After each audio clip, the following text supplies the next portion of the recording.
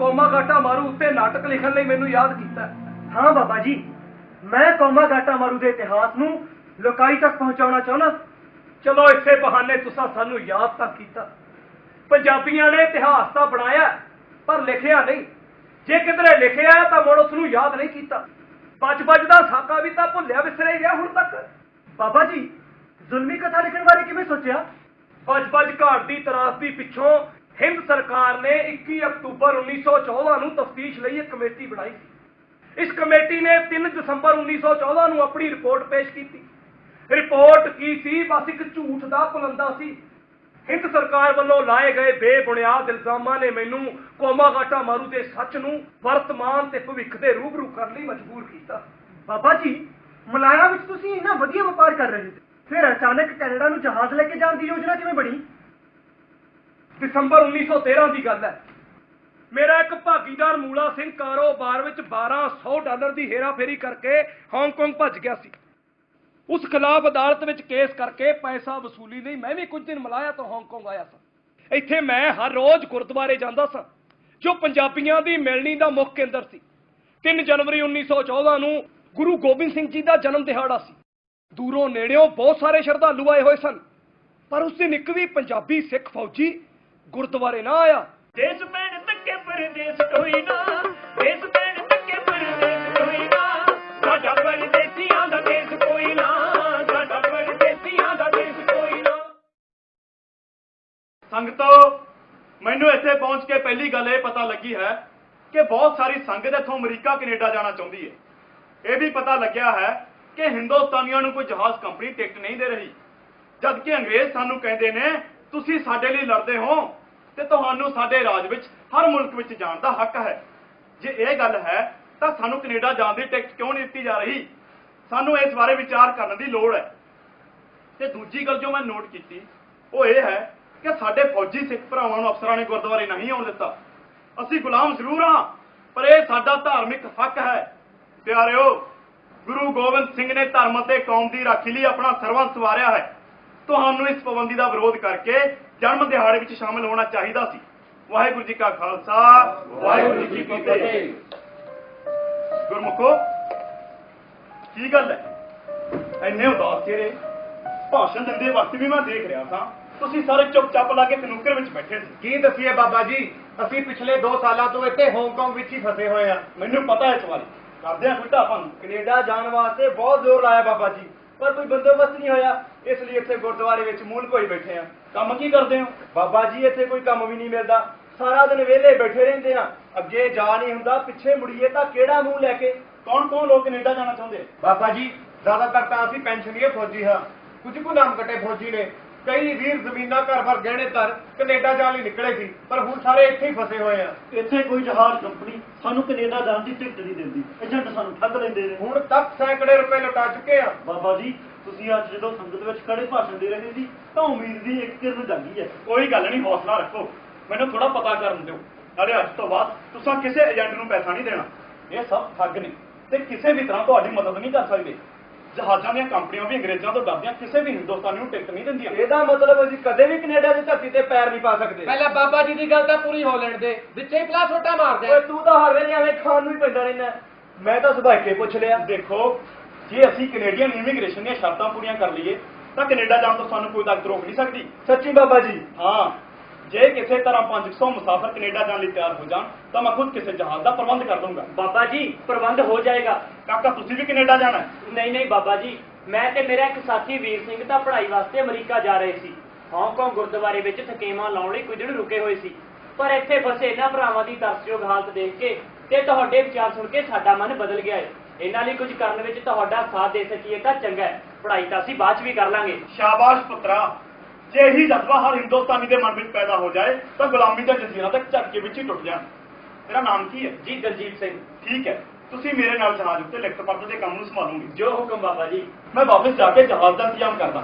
ਕਾਕਾ ਦਲਜੀਤ, ਤੂੰ Khalsa Diwan society Vancouver ਨਾਲ ਰਾਬਤਾ ਕਾਇਮ ਕਰ ਤੇ ਸਾਡੀ ਇਹ ਯੋਜਨਾ ਬਾਰੇ ਉਹਨਾਂ ਨੂੰ ਦੱਸ। ਬਾਕੀ ਜਿਹੜੇ ਮੁਸਾਫਰ ਜਾਣ ਦੇ ਚਾਹਵਾਨ ਹੋਣ ਉਹਨਾਂ ਤੋਂ $20 ਦੇ ਹਿਸਾਬ ਨਾਲ ਪੈਸੇ ਲੈ ਕੇ ਬੈਂਕ ਵਿੱਚ ਜਮ੍ਹਾਂ ਕਰਵਾ ਦਿਓ। ਠੀਕ ਹੈ ਸੰਗਤੋ, ਮਿਲਦੇ ਹਾਂ।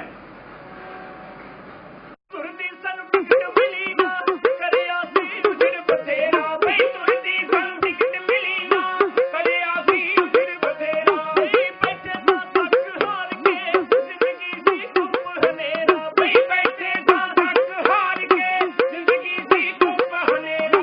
ਬਾਬਾ ਜੀ ਨੇ ਦਿੱਤਾ ਹੌਸਲਾ, ਬਾਬਾ ਜੀ ਨੇ ਦਿੱਤਾ ਹੌਸਲਾ, ਫਿਕਰਾਂ ਕਰ ਕੋਈ ਨਾ, ਸਾਡਾ ਪਰਦੇਸੀਆਂ ਦਾ ਦੇਸ਼ ਕੋਈ ਨਾ, ਸਾਡਾ ਪਰਦੇਸੀਆਂ ਦਾ ਦੇਸ਼ ਕੋਈ ਨਾ। ਇਹਨਾਂ ਲੋਕਾਂ ਦੀ ਮਦਦ ਕਰਨ ਵਾਸਤੇ ਮੈਂ ਸਿੱਧਾ ਕਲਕੱਤੇ ਗਿਆ। ਗੁਰੂ ਨਾਨਕ ਸਟੀਮਸ਼ਿਪ ਕੰਪਨੀ ਦੇ ਨਾਮ ਹੇਠ ਕਲਕੱਤੇ ਤੋਂ ਸਿੱਧਾ ਕੈਨੇਡਾ ਨੂੰ ਜਹਾਜ਼ ਚਲਾਉਣ ਲਈ 13 ਤੇ 27 ਫਰਵਰੀ 1914 ਨੂੰ 2 ਇਸ਼ਤਿਹਾਰ ਦਿੱਤੇ। ਇੱਥੇ ਮੈਂ ਜਹਾਜ਼ ਲੱਭਣ ਦੀ ਬੜੀ ਕੋਸ਼ਿਸ਼ ਕੀਤੀ, ਪਰ ਕਲਕੱਤੇ ਵਿੱਚ ਨਾ ਤਾਂ ਮੈਨੂੰ ਕੋਈ ਜਹਾਜ਼ ਮਿਲਿਆ ਤੇ ਨਾ ਹੀ ਕੋਈ ਮੁਸਾਫਰ। ਵਾਪਸ ਸਿੰਗਾਪੁਰ ਮੁੜਿਆ, ਇੱਥੇ ਵੀ ਗੱਲ ਨਾ ਬਣੀ। ਆਖਿਰ ਮੈਂ ਹਾਂਗਕਾਂਗ ਪਰਤਿਆ। ਇੱਥੇ ਇੱਕ ਜਾਪਾਨੀ ਕੰਪਨੀ ਕੋਲੋਂ ਕੋਮਾਗਾਟਾ ਮਾਰੂ ਨਾਮਕ ਜਹਾਜ਼ 6 ਮਹੀਨਿਆਂ ਲਈ $11,000 ਪ੍ਰਤੀ ਮਾਹ ਕਿਰਾਏ ਤੇ ਲੈ ਲਿਆ। ਉਧਰ ਦੂਜੇ ਪਾਸੇ ਖਾਲਸਾ ਦੀਵਾਨ ਸੁਸਾਇਟੀ ਕੈਨੇਡਾ ਨੇ ਉਹਨਾਂ ਨੂੰ ਇੱਕ ਚਿੱਠੀ ਰਾਹੀਂ ਦੱਸਿਆ ਕਿ ਕੈਨੇਡਾ ਸਰਕਾਰ ਵੱਲੋਂ ਲਗਾਈਆਂ ਗਈਆਂ ਬੰਦਸ਼ਾਂ ਖਤਮ ਹੋ ਗਈਆਂ ਹਨ। ਇਸ ਲਈ ਉਹਨਾਂ ਨੂੰ ਜਹਾਜ਼ ਦਾ ਪ੍ਰਬੰਧ ਕਰਕੇ ਹਰ ਹਾਲਤ ਵਿੱਚ 31 ਮਾਰਚ 1914 ਤੋਂ ਪਹਿਲਾਂ ਹਾਂਗਕਾਂਗ ਤੋਂ ਚੱਲ ਪੈਣਾ ਚਾਹੀਦਾ। ਪਰ ਹਾਂਗਕਾਂਗ ਪੁਲਿਸ ਨੇ 25 ਮਾਰਚ 1914 ਨੂੰ ਅਚਾਨਕ ਗੁਰਦੇਵ ਸਿੰਘ ਨੂੰ ਗ੍ਰਿਫਤਾਰ ਕਰ ਲਿਆ। ਜਹਾਜ਼ ਸੰਬੰਧੀ ਪੁੱਛਗਿੱਛ ਕੀਤੀ ਗਈ, ਕਾਗਜ਼ਾਤ ਚੈੱਕ ਕੀਤੇ ਗਏ, ਪਰ ਮਿਲਿਆ ਕੁਝ ਨਾ। ਜਹਾਜ਼ ਰਵਾਨਗੀ ਲਈ ਤਿਆਰ ਸੀ, ਪਰ ਹਾਂਗਕਾਂਗ ਦਾ ਗਵਰਨਰ ਰਵਾਨਗੀ ਪੱਤਰ ਨਹੀਂ ਸੀ ਦੇ ਰਿਹਾ। ਇੱਕ ਸ਼ਾਮ ਗੁਰਦੇਵ ਸਿੰਘ ਨੂੰ ਉਸਦਾ ਮਿਲਾਇਆ ਤਾਂ ਅੰਗਰੇਜ਼ ਮਿੱਤਰ ਮਿਸਟਰ ਸੇਵਰਨ ਮਿਲਿਆ, ਜੋ ਕਿ ਉਸ ਵੇਲੇ ਹਾਂਗਕਾਂਗ ਦਾ ਐਕਟਿੰਗ ਗਵਰਨਰ ਸੀ। ਉਸਨੇ ਗੁਰਦੇਵ ਸਿੰਘ ਨੂੰ ਮਿਲਣ ਲਈ ਅਗਲੇ ਦਿਨ ਆਪਣੇ ਦਫ਼ਤਰ ਬੁਲਾ ਲਿਆ। ਮਿਸਟਰ ਸੇਵਕ, माफ करना, कल मैं ਤੁਹਾਨੂੰ पहचान नहीं सकिया। कोई बात नहीं गुरदेव सिंह, कभी कभी ऐसा हो जाता है। हाँ, मैं ਤੁਹਾਡੇ ਲਈ ਕੁਝ ਲੈ ਕੇ ਆਇਆ। खुशी, यू आर माई फ्रेंड, तुम मेरे बारे में सब जानता है और फिर भी तुम। दरअसल मिस्टर सेवक, मैं कुछ वारे हिंदुस्तान ला के आया, इस करके इस भैड़ी रस्म ਨੂੰ ਰਿਵਾਜ ਮੰਨ ਬੈਠਾ। ਜੇ ਤੁਹਾਨੂੰ ਬੁਰਾ ਲੱਗਿਆ ਤਾਂ ਮੈਂ ਦਿਲੋਂ ਮਾਫੀ ਮੰਗਦਾ। नो नो, इसमें माफी का कोई बात नहीं। मिस्टर सेवक, सरकार ने कोमागाटा मारू का परमिशन लेटर इतना लेट क्यों कर देता? मैंने कैनेडियन और इंडियन गवर्नमेंट को टेलीग्राम से इंफॉर्मेशन भेजा था तो कोमागाटा मारू पंजाबियों को लेकर कनाडा जा रहा है। इस सिलसिले में उनका ओपिनियन भी मांगा था, इसी कारण मुझे परमिशन लेटर रोकना पड़ा। लेकिन आज 1 वीक हो गया है तो उन्होंने कोई जवाब नहीं दिया, इसीलिए मैंने तुम्हारा परमिशन लेटर साइन कर दिया है। Thank you sir, thank you so much. खुशी, तुम हमको एक बात बता सकता है, हाँ हाँ, क्यों नहीं। तुम अपना जहाज कनाडा क्यों ले जाना चाहता है? साहब, साडे देश की माली इखलाकी ते विद्या की दशा बहुत खराब है। हिंद सरकार ने भी विद्या ते खेती की तरक्की वास्ते कोई उपराला नहीं किया। ਸਰ ਹੋਰ ਵੀ ਕਈ ਕਾਰਨ ਨੇ ਜਿਨ੍ਹਾਂ ਕਰਕੇ ਸਾਨੂੰ ਹਿੰਦੁਸਤਾਨ ਤੋਂ ਬਾਹਰ ਜਾ ਕੇ ਹੁਨਰ ਸਿੱਖਣ ਤੇ ਪੈਸਾ ਕਮਾਉਣ ਦੀ ਸਖਤ ਲੋੜ ਹੈ। इस वेले चीनी कौम भी अपने मुल्क की तरक्की लिए यत्न कर रही है। साडा फर्ज बनता है कि हिम्मत करिए ते पैसा कमा के देश का मुंह मत्था सवारी। इस काम के लिए तुम कितना हिंदुस्तानी तैयार होगा? साहब, कुल मिला के 25,000 का होंगे। मेरा ये पहला फेरा एक अजमाइश के तौर पर है। वापिस आके मैं होर जहाज तैयार करके कलकत्ते तो कनेडा ते बंबई तो ब्राजील ही चलावा। आखिर कनाडा में तुम्हें उतरने ना दिया तो क्या करोगे? ਸਰ ਪਿਛਲੇ ਸਾਲ ਨਵੰਬਰ ਵਿੱਚ ਕੈਨੇਡਾ ਦੇ ਇਮੀਗ੍ਰੇਸ਼ਨ ਡਿਪਾਰਟਮੈਂਟ ਨੇ 39 ਸਿੱਖਾਂ ਨੂੰ ਉੱਥੋਂ ਬਾਹਰ ਕੱਢਣ ਲਈ ਵਿਕਟੋਰੀਆ ਦੀ ਅਦਾਲਤ ਵਿੱਚ ਕੇਸ ਕੀਤਾ ਸੀ, ਪਰ ਚੀਫ ਜਸਟਿਸ ਹੰਟਰ ਨੇ ਸਿੱਖਾਂ ਦੇ ਹੱਕ ਵਿੱਚ ਫੈਸਲਾ ਸੁਣਾਉਂਦਿਆਂ ਇਸ ਪੁਰਾਣੇ ਕਾਨੂੰਨ ਨੂੰ ਗੈਰ ਸੰਵਿਧਾਨਿਕ ਕਰਾਰ ਦਿੱਤਾ ਹੈ। ਹੁਣ ਹਿੰਦੁਸਤਾਨੀਆਂ ਦੇ ਕੈਨੇਡਾ ਜਾਣ ਤੇ ਕੋਈ ਰੋਕ ਨਹੀਂ। ਤੇ ਦੂਜਾ ਅਸੀਂ ਬਰਤਾਨਵੀ ਪਰਜਾ ਹੋਣ ਦੇ ਨਾਤੇ ਕੈਨੇਡਾ ਉਤਰਨ ਦੇ ਹੱਕਦਾਰ ਹਾਂ। ਜੇ ਫਿਰ ਵੀ ਕੈਨੇਡਾ ਸਰਕਾਰ ਨਾ ਮੰਨੀ ਤਾਂ ਅਸੀਂ ਜਹਾਜ਼ ਬ੍ਰਾਜ਼ੀਲ ਲੈ ਜਾਵਾਂਗੇ। सर वो एक आजाद मुल्क है, उत्थे नवी आबादी की लोड़ भी है। हम भी कैनेडियन गवर्नमेंट को इस बारे में लिखेगा। सर बहुत बहुत शुक्रिया। अब जल्दी से अपनी जर्नी स्टार्ट कर दो, ये ना हो कि और प्रॉब्लम आ जाए। Good luck. Thank you so much. ਪਿੰਡਾਂ ਚੋਂ ਵੇਚ ਜ਼ਮੀਨਾਂ ਫੌਜਾਂ ਚੋਂ ਨਾ ਕਟਵਾ ਕੇ ਬਈ ਪਿੰਡਾਂ ਚੋਂ ਵੇਚ ਜ਼ਮੀਨਾਂ ਫੌਜਾਂ ਚੋਂ ਨਾ ਕਟਵਾ ਕੇ ਜਾਣਾ ਹੈ ਅਸੀਂ ਕੈਨੇਡਾ ਆਵਾਂਗੇ ਨੋਟ ਕਮਾ ਕੇ ਬਈ ਜਾਣਾ ਹੈ ਅਸੀਂ ਕੈਨੇਡਾ ਆਵਾਂਗੇ ਨੋਟ ਕਮਾ ਕੇ ਮੱਥੇ ਵਿੱਚ ਜੋ ਹੈ ਲਿਖਿਆ ਮੱਥੇ ਵਿੱਚ ਜੋ ਹੈ ਲਿਖਿਆ ਮੇਟ ਸਕੇ ਕੋਈ ਨਾ ਸਾਡਾ ਪਰਦੇਸੀਆਂ ਦਾ ਦੇਸ਼ ਕੋਈ ਨਾ ਸਾਡਾ ਪਰਦੇਸੀਆਂ ਦਾ ਦੇਸ਼ ਕੋਈ ਨਾ। ਰਵਾਨਗੀ ਪੱਤਰ ਮਿਲਣ ਦੀ ਖਬਰ ਜਿਉਂ ਹੀ ਹਾਂਗਕਾਂਗ ਦੇ ਗੁਰਦੁਆਰੇ ਵਿੱਚ ਸੁਣਾਈ ਗਈ ਤਾਂ ਚਾਰੇ ਪਾਸੇ ਬੋਲੇ ਸੋ ਨਿਹਾਲ ਦੇ ਜੈਕਾਰੇ ਗੂੰਜਣ ਲੱਗੇ। ਗੁਰੂ ਗ੍ਰੰਥ ਸਾਹਿਬ ਜੀ ਦੀ ਹਜ਼ੂਰੀ ਵਿੱਚ ਸੰਤ ਨਾਭ ਕਮਲ ਸਿੰਘ ਨੇ ਅਰਦਾਸਾ ਸੋਧਿਆ ਤੇ ਜਹਾਜ਼ ਦਾ ਨਾਮ ਗੁਰੂ ਨਾਨਕ ਜਹਾਜ਼ ਰੱਖ ਕੇ ਉਸ ਵਿੱਚ ਸ੍ਰੀ ਗੁਰੂ ਗ੍ਰੰਥ ਸਾਹਿਬ ਜੀ ਨੂੰ ਸੁਸ਼ੋਭਿਤ ਕੀਤਾ ਗਿਆ। ਮੁਸਲਮਾਨਾਂ ਨੂੰ ਨਮਾਜ਼ ਅਦਾ ਕਰਨ ਤੇ ਹਿੰਦੂਆਂ ਨੂੰ ਪੂਜਾ ਕਰਨ ਵਾਸਤੇ ਇੱਕ ਕਮਰਾ ਦਿੱਤਾ ਗਿਆ। ਜਹਾਜ਼ ਦੇ ਡੈਕ ਉੱਪਰ ਕੇਸਰੀ ਨਿਸ਼ਾਨ ਸਾਹਿਬ ਲਹਿਰਾਉਣ ਤੋਂ ਬਾਅਦ ਤਿੰਨੋਂ ਕੌਮਾਂ ਦੇ ਸਨਮਾਨ ਲਈ 3 ਹੋਰ ਝੰਡੇ ਲਗਾ ਕੇ ਇੱਕ ਉੱਪਰ ਸਤਿ ਸ਼੍ਰੀ ਅਕਾਲ, ਦੂਜੇ ਉੱਪਰ ਵੰਦੇ ਮਾਤਰਮ ਤੇ ਤੀਜੇ ਉੱਪਰ ਅੱਲਾਹੂ ਅਕਬਰ ਲਿਖਿਆ ਗਿਆ।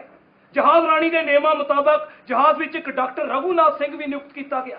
4 ਅਪ੍ਰੈਲ 1914 ਨੂੰ ਜਹਾਜ਼ ਹਾਂਗਕਾਂਗ ਤੋਂ ਕੈਨੇਡਾ ਲਈ ਰਵਾਨਾ ਹੋਇਆ ਸੀ। ਜਹਾਜ਼ ਚੱਲਣ ਤੋਂ ਕੁਝ ਦਿਨ ਬਾਅਦ ਕੈਨੇਡਾ ਸਰਕਾਰ ਨੇ ਹਾਂਗਕਾਂਗ ਦੇ ਗਵਰਨਰ ਨੂੰ ਇੱਕ ਤਾਰ ਭੇਜੀ ਕਿ ਜਿੰਨਾ ਚਿਰ ਨਵਾਂ ਕਾਨੂੰਨ ਨਹੀਂ ਬਣਦਾ ਇਸ ਜਹਾਜ਼ ਨੂੰ ਚੱਲਣ ਦੀ ਆਗਿਆ ਨਾ ਦਿੱਤੀ ਜਾਵੇ। ਪਰ ਜਹਾਜ਼ ਤਾਂ ਰਵਾਨਾ ਹੋ ਚੁੱਕਿਆ ਸੀ। ਜਹਾਜ਼ ਵਿੱਚ ਕੁੱਲ 376 ਮੁਸਾਫਿਰ ਸਨ, ਜਿਨ੍ਹਾਂ ਵਿੱਚ 340 ਸਿੱਖ, 24 ਮੁਸਲਮਾਨ ਤੇ 12 ਹਿੰਦੂ ਸਨ। 8 ਅਪ੍ਰੈਲ ਨੂੰ ਜਹਾਜ਼ ਚੀਨ ਦੇ ਸ਼ਹਿਰ ਸ਼ੰਘਾਈ ਅਤੇ 19 ਅਪ੍ਰੈਲ ਨੂੰ ਜਾਪਾਨ ਦੀ ਬੰਦਰਗਾਹ ਮੋਜੀ ਪਹੁੰਚਿਆ। ਮੋਜੀ ਦੇ ਇੱਕ ਹੋਟਲ ਵਿੱਚ ਉਹਨਾਂ ਨਾਲ ਬੜੀ ਅਜੀਬ ਘਟਨਾ ਵਾਪਰੀ ਜੋ ਕਿ ਗੁਰਦੇਵ ਸਿੰਘ ਨੂੰ ਦੇਸ਼ ਆਜ਼ਾਦ ਹੋਣ ਤੱਕ ਕਦੇ ਨਾ ਭੁੱਲ ਸਕੀ। ਬਾਬਾ ਜੀ ਮੈਂ ਤਾਂ ਇਹ ਵੀ ਸੁਣਿਆ ਵੀ ਇੱਥੇ ਹੋਟਲਾਂ 'ਚ ਔਰਤਾਂ ਖੁੱਲ੍ਹਮ ਖੁੱਲ੍ਹਾ ਨਾਚ ਕਰਦੀਆਂ ਨੇ। ਇਕੱਲਾ ਨਾਚ ਹੀ ਨਹੀਂ ਕਰਦੀਆਂ ਟਹਿਲ ਸਿਆਂ, ਹੋਰ ਵੀ ਬਹੁਤ ਕੁਝ ਕਰਦੀਆਂ ਨੇ। ਇਹ ਜੋ ਵੀ ਕਰਦੀਆਂ ਨੇ ਪਰ ਹੈ ਤਾਂ ਗਲਤ। ਐਂ ਤਾਂ ਸਾਰੀ ਦੁਨੀਆ ਹੀ ਕਰਕੇ ਜੂ ਫਿਰ। ਮੈਨੇਜਰ ਸਾਹਿਬ ਇੱਕ ਮਿੰਟ ਗੱਲ ਸੁਣਿਓ। क्या बात है? ਇੱਕ ਗੱਲ ਦੱਸੋ ਬਈ ਤੁਹਾਡੇ ਦੇਸ਼ 'ਚ ਖੁੱਲ੍ਹਮ ਖੁੱਲ੍ਹਾ ਵਿਚਾਰ ਕਿਉਂ ਹੁੰਦਾ ਹੈ? कौन सा ऐसा देश है जहाँ सब नहीं होता? ਦੇਖੋ ਜੀ ਸਾਡੇ ਦੇਸ਼ 'ਚ ਤੀਵੀਆਂ ਨੂੰ ਇੰਨੀ ਖੁੱਲ੍ਹ ਨਹੀਂ। जो भी हो पर विचार तो जरूर होता होगा। ਨਾ ਨਾ ਮੈਨੇਜਰ ਸਾਹਿਬ ਕਮਾਲ ਕਰੀ ਜਾਂਦੇ ਹੋ ਤੁਸੀਂ। ਸਾਡੇ ਮੁਲਕ ਵਿੱਚ ਭੋਰਾ ਵੀ ਇਸ ਤਰ੍ਹਾਂ ਨਹੀਂ ਹੁੰਦਾ। देखो ये अपना अपना देश का कीमत है। जो काम तुम लुक छिपी करता है वो हमारे देश में खुलेआम होता है। फर्क तो केवल ढंग का है ना। जापानी लोग कोई भी काम चोरी से नहीं करता। ਪਰ ਮੈਨੇਜਰ ਸਾਹਿਬ ਇਹਦੇ ਨਾਲ ਬਾਹਰੋਂ ਆਉਣ ਵਾਲਿਆਂ ਉੱਤੇ ਤਾਂ ਬੁਰਾ ਅਸਰ ਪੈਂਦਾ ਹੀ ਹੈ ਨਾ। इससे हमें कोई फर्क नहीं पड़ता। हमारा लोग इसको बुरा नहीं मानता और साथ में इससे हमें फायदा भी तो होता है। ਫਾਇਦਾ ਉਹ ਕਿਵੇਂ? इससे हमारे देश में बाहर से पैसा आता है और आबादी का जरूरत पूरा होता है। ਆਬਾਦੀ ਕੀ ਮਤਲਬ? आप लोग नहीं समझ सकते। बात दरअसल ये है कि हमारा देश बहुत ही छोटा है। रूस के साथ युद्ध में हमारा लाखों लोग शहीद हो गया, बहुत सा नौजवान युद्ध की भीड़ चढ़ गया। इसीलिए हम चाहता है कि ज्यादा से ज्यादा बच्चा पैदा किया जाए जिससे आबादी बढ़ जाए। ਇਹੋ ਤੁਹਾਡਾ ਕੌਮੀ ਆਚਰਣ ਹੈ ਕਿ ਹਰਾਮ ਦੇ ਬੱਚੇ ਜਨ ਕੇ ਆਬਾਦੀ ਵਿੱਚ ਵਾਧਾ ਕੀਤਾ ਜਾਏ। तुम हिंदुस्तानी हमको कौमी आचरण सिखाएगा? ये हमारा अपना देश है, हम जो चाहे कर सकता है। और तुम जरा अपना हाल तो देखो, 30 करोड़ का आबादी है तुम्हारा और एक छोटी सी कौम ने आगे लगा रखा है तुमको। ना कोई घर पूछता है ना बाहर, हर तरफ धक्का ही धक्का। गुलामी से बढ़कर कोई विचार नहीं होता। आया बात समझ में? ਓਏ ਮੈਨੇਜਰਾ ਤੂੰ ਬਾਬਾ ਜੀ ਕਿਵੇਂ ਬੋਲਦਾ ਓਏ? देखो अगर कुछ गलत बोला गया हो तो माफ करना सरदार जी, लेकिन सच तो यही है। ਚਲੋ ਦਲਜੀਤ ਬਿੱਲ ਦਿਓ ਤੇ ਚੱਲੀਏ। ਮੈਨੇਜਰ ਨੇ ਜੋ ਕਿਹਾ ਉਹੀ ਸੱਚ ਹੈ, ਇੱਕ ਕੌੜਾ ਸੱਚ। ਹੁੰਦੀ ਏ ਕੀ ਗੁਲਾਮੀ ਦੱਸਿਆ ਸੀ ਉਸ ਜਪਾਨੀ ਬਈ ਹੁੰਦੀ ਏ ਕੀ ਗੁਲਾਮੀ ਦੱਸਿਆ ਸੀ ਉਸ ਜਪਾਨੀ ਅਣਖਾਂ ਦੇ ਗੈਰਤ ਵਾਜੋਂ ਕੱਖਾਂ ਦੀ ਹੈ ਜ਼ਿੰਦਗਾਨੀ ਬਈ ਅਣਖਾਂ ਦੇ ਗੈਰਤ ਵਾਜੋਂ ਕੱਖਾਂ ਦੀ ਹੈ ਜ਼ਿੰਦਗਾਨੀ ਦਰ ਦਰ ਫੁਰਿਆ ਤਾਂ ਕਰਨੇ ਦਰ ਦਰ ਫੁਰਿਆ ਤਾਂ ਕਰਨੇ ਸੁਣਦਾ ਪਰ ਕੋਈ ਨਾ ਸਾਡਾ ਪਰਦੇਸੀਆਂ ਦਾ ਦੇਸ਼ ਕੋਈ ਨਾ ਸਾਡਾ ਪਰਦੇਸੀਆਂ ਦਾ ਦੇਸ਼ ਕੋਈ ਨਾ। ਕਿਹੜੀ ਉੱਡ ਕੌਣ ਉੱਡ ਤੋਤਾ ਉੱਡ ਬਲਵੰਤ ਪੁੱਤ ਉਰੇ ਤਾਂ ਹਾਂ ਤਾਈ ਜੀ ਪੁੱਤ ਮੈਂ ਤੇਰੀ ਤਾਈ ਨਹੀਂ ਜਿਵੇਂ ਮੈਂ ਖੋਜੇ ਦੀ ਬੇਬੇ ਆ ਉਵੇਂ ਤੇਰੀ ਵੀ ਬੇਬੇ ਹੀ ਆ। ਠੀਕ ਹੈ ਕੀ ਠੀਕ ਹੈ ਇਹੀ ਕਿ ਤੁਸੀਂ ਮੇਰੀ ਬੇਬੇ ਜੀ ਹੋ ਤੇ ਇਹ ਮੇਰੇ ਬਾਪੂ ਜੀ ਨੇ। ਵੰਦੇ ਮਾਤਰਮ ਵੰਦੇ ਮਾਤਰਮ ਵੰਦੇ ਮਾਤਰਮ ਵੰਦੇ ਮਾਤਰਮ। ਬਾਬਾ ਜੀ ਇਹ ਨੇ ਗਦਰੀ ਨੇਤਾ ਭਗਵਾਨ ਸਿੰਘ ਜੀ ਜੋ ਚੇਚੇ ਤੌਰ ਤੇ ਸਾਨੂੰ ਮਿਲਣ ਆਏ ਨੇ। ਸਤਿ ਸ੍ਰੀ ਅਕਾਲ ਬਾਬਾ ਜੀ। ਸਤਿ ਸ੍ਰੀ ਅਕਾਲ। ਕੀ ਹੋਇਆ ਬਾਬਾ ਜੀ, ਹੱਥ ਨਹੀਂ ਮਿਲਾਇਆ ਤੁਸੀਂ? ਮੈਂ ਪਤੇ ਤੇ ਨਾਲ ਹੱਥ ਨਹੀਂ ਮਿਲਾ ਸਕਦਾ।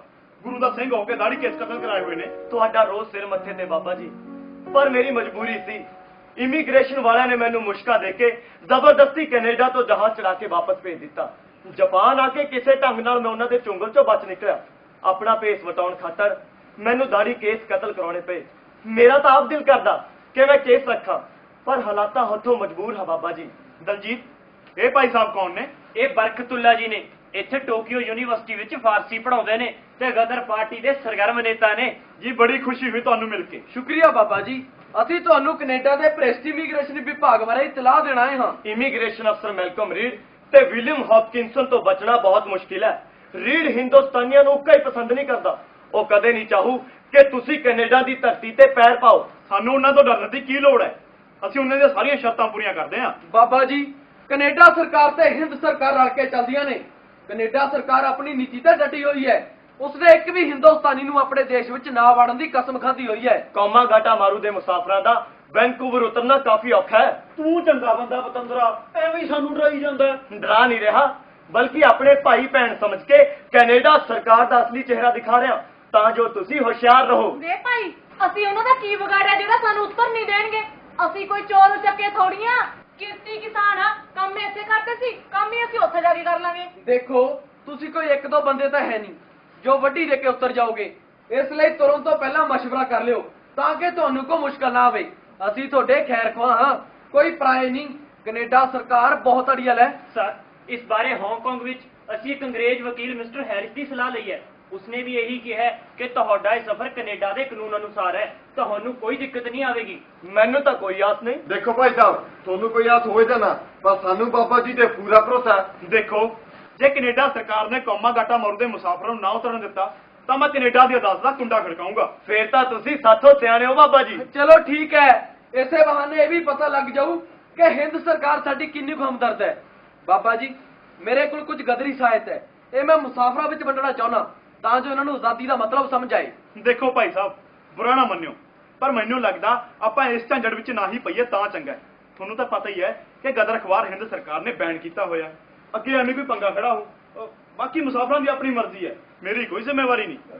ਠੀਕ ਹੈ ਬਾਬਾ ਜੀ, ਚੱਲਦੇ ਹਾਂ। ਭਗਵਾਨ ਸਿੰਘ ਜੀ, ਇੱਕ ਬੇਨਤੀ ਕਰਨੀ ਸੀ। ਬੇਨਤੀ ਨਹੀਂ, ਹੁਕਮ ਕਰੋ। ਮੈਂ ਤੁਹਾਡੀਆਂ ਕਈ ਕਵਿਤਾਵਾਂ ਪੜ੍ਹੀਆਂ ਨੇ, ਜੇ ਅੱਜ ਸਬੱਬੀ ਮੇਲ ਹੋਈ ਨੇ ਤਾਂ ਆਪਣੀ ਇੱਕ ਕਵਿਤਾ ਹੀ ਸੁਣਾ ਦਿਓ। ਹਾਂ ਹਾਂ, ਕਿਉਂ ਨਹੀਂ। ਸਾਰੀ ਖਲਕ ਖੁਦਾਏ ਬੇਦਾਰ ਬੈਠੀ, ਸੁੱਤਾ ਜਾਗਦਾ ਤੂੰ ਹਿੰਦੁਸਤਾਨ ਕਿਉਂ ਨਹੀਂ। ਕੂਲੀ ਕੂਲੀ ਪੁਕਾਰਦਾ ਜੱਗ ਸਾਨੂੰ, ਸਾਡਾ ਝੂਲਦਾ ਕਿਤੇ ਨਿਸ਼ਾਨ ਕਿਉਂ ਨਹੀਂ। ਜਿੱਧਰ ਜਾਨ ਦੇ ਮਾਰ ਦੁਰਕਾਰ ਪੈਂਦੀ, ਕੋਈ ਅਸਾਂ ਉੱਤੇ ਮਿਹਰਬਾਨ ਕਿਉਂ ਨਹੀਂ। ਢਾਈ ਟੁੱਟ ਰੁਖਾ ਗਏ ਖੇਤ ਸਾਡਾ, ਢਾਈ ਟੁੱਟ ਰੁਖਾ ਗਏ ਖੇਤ ਸਾਡਾ, ਹਿੰਦੁਸਤਾਨ ਦਾ ਕੋਈ ਕਿਸਾਨ ਕਿਉਂ ਨਹੀਂ। ਲੱਗੀ ਅੱਗ ਤੇ ਜਲੇ ਘਰ-ਬਾਰ ਸਾਡਾ, ਉੱਠਦੇ ਉਸ ਨੂੰ ਅਸੀਂ ਬੁਝਾਣ ਕਿਉਂ ਨਹੀਂ। ਜਬ ਬਾਣ ਲੱਗੇ ਤਬ ਰੋਸ ਜਾਗੇ, ਜਬ ਬਾਣ ਲੱਗੇ ਤਬ ਰੋਸ ਜਾਗੇ, ਸੀਨੇ ਵੱਜਦਾ ਅਸਾਂ ਦੇ ਬਾਣ ਕਿਉਂ ਨਹੀਂ, ਸੀਨੇ ਵੱਜਦਾ ਅਸਾਂ ਦੇ ਬਾਣ ਕਿਉਂ ਨਹੀਂ। ਠੀਕ ਹੈ ਸਾਥੀਓ, ਦੁਆ ਕਰਾਂਗੇ ਕਿ ਤੁਹਾਡੀ ਯਾਤਰਾ ਸਫਲ ਹੋਵੇ। ਚੱਲਦੇ ਹਾਂ।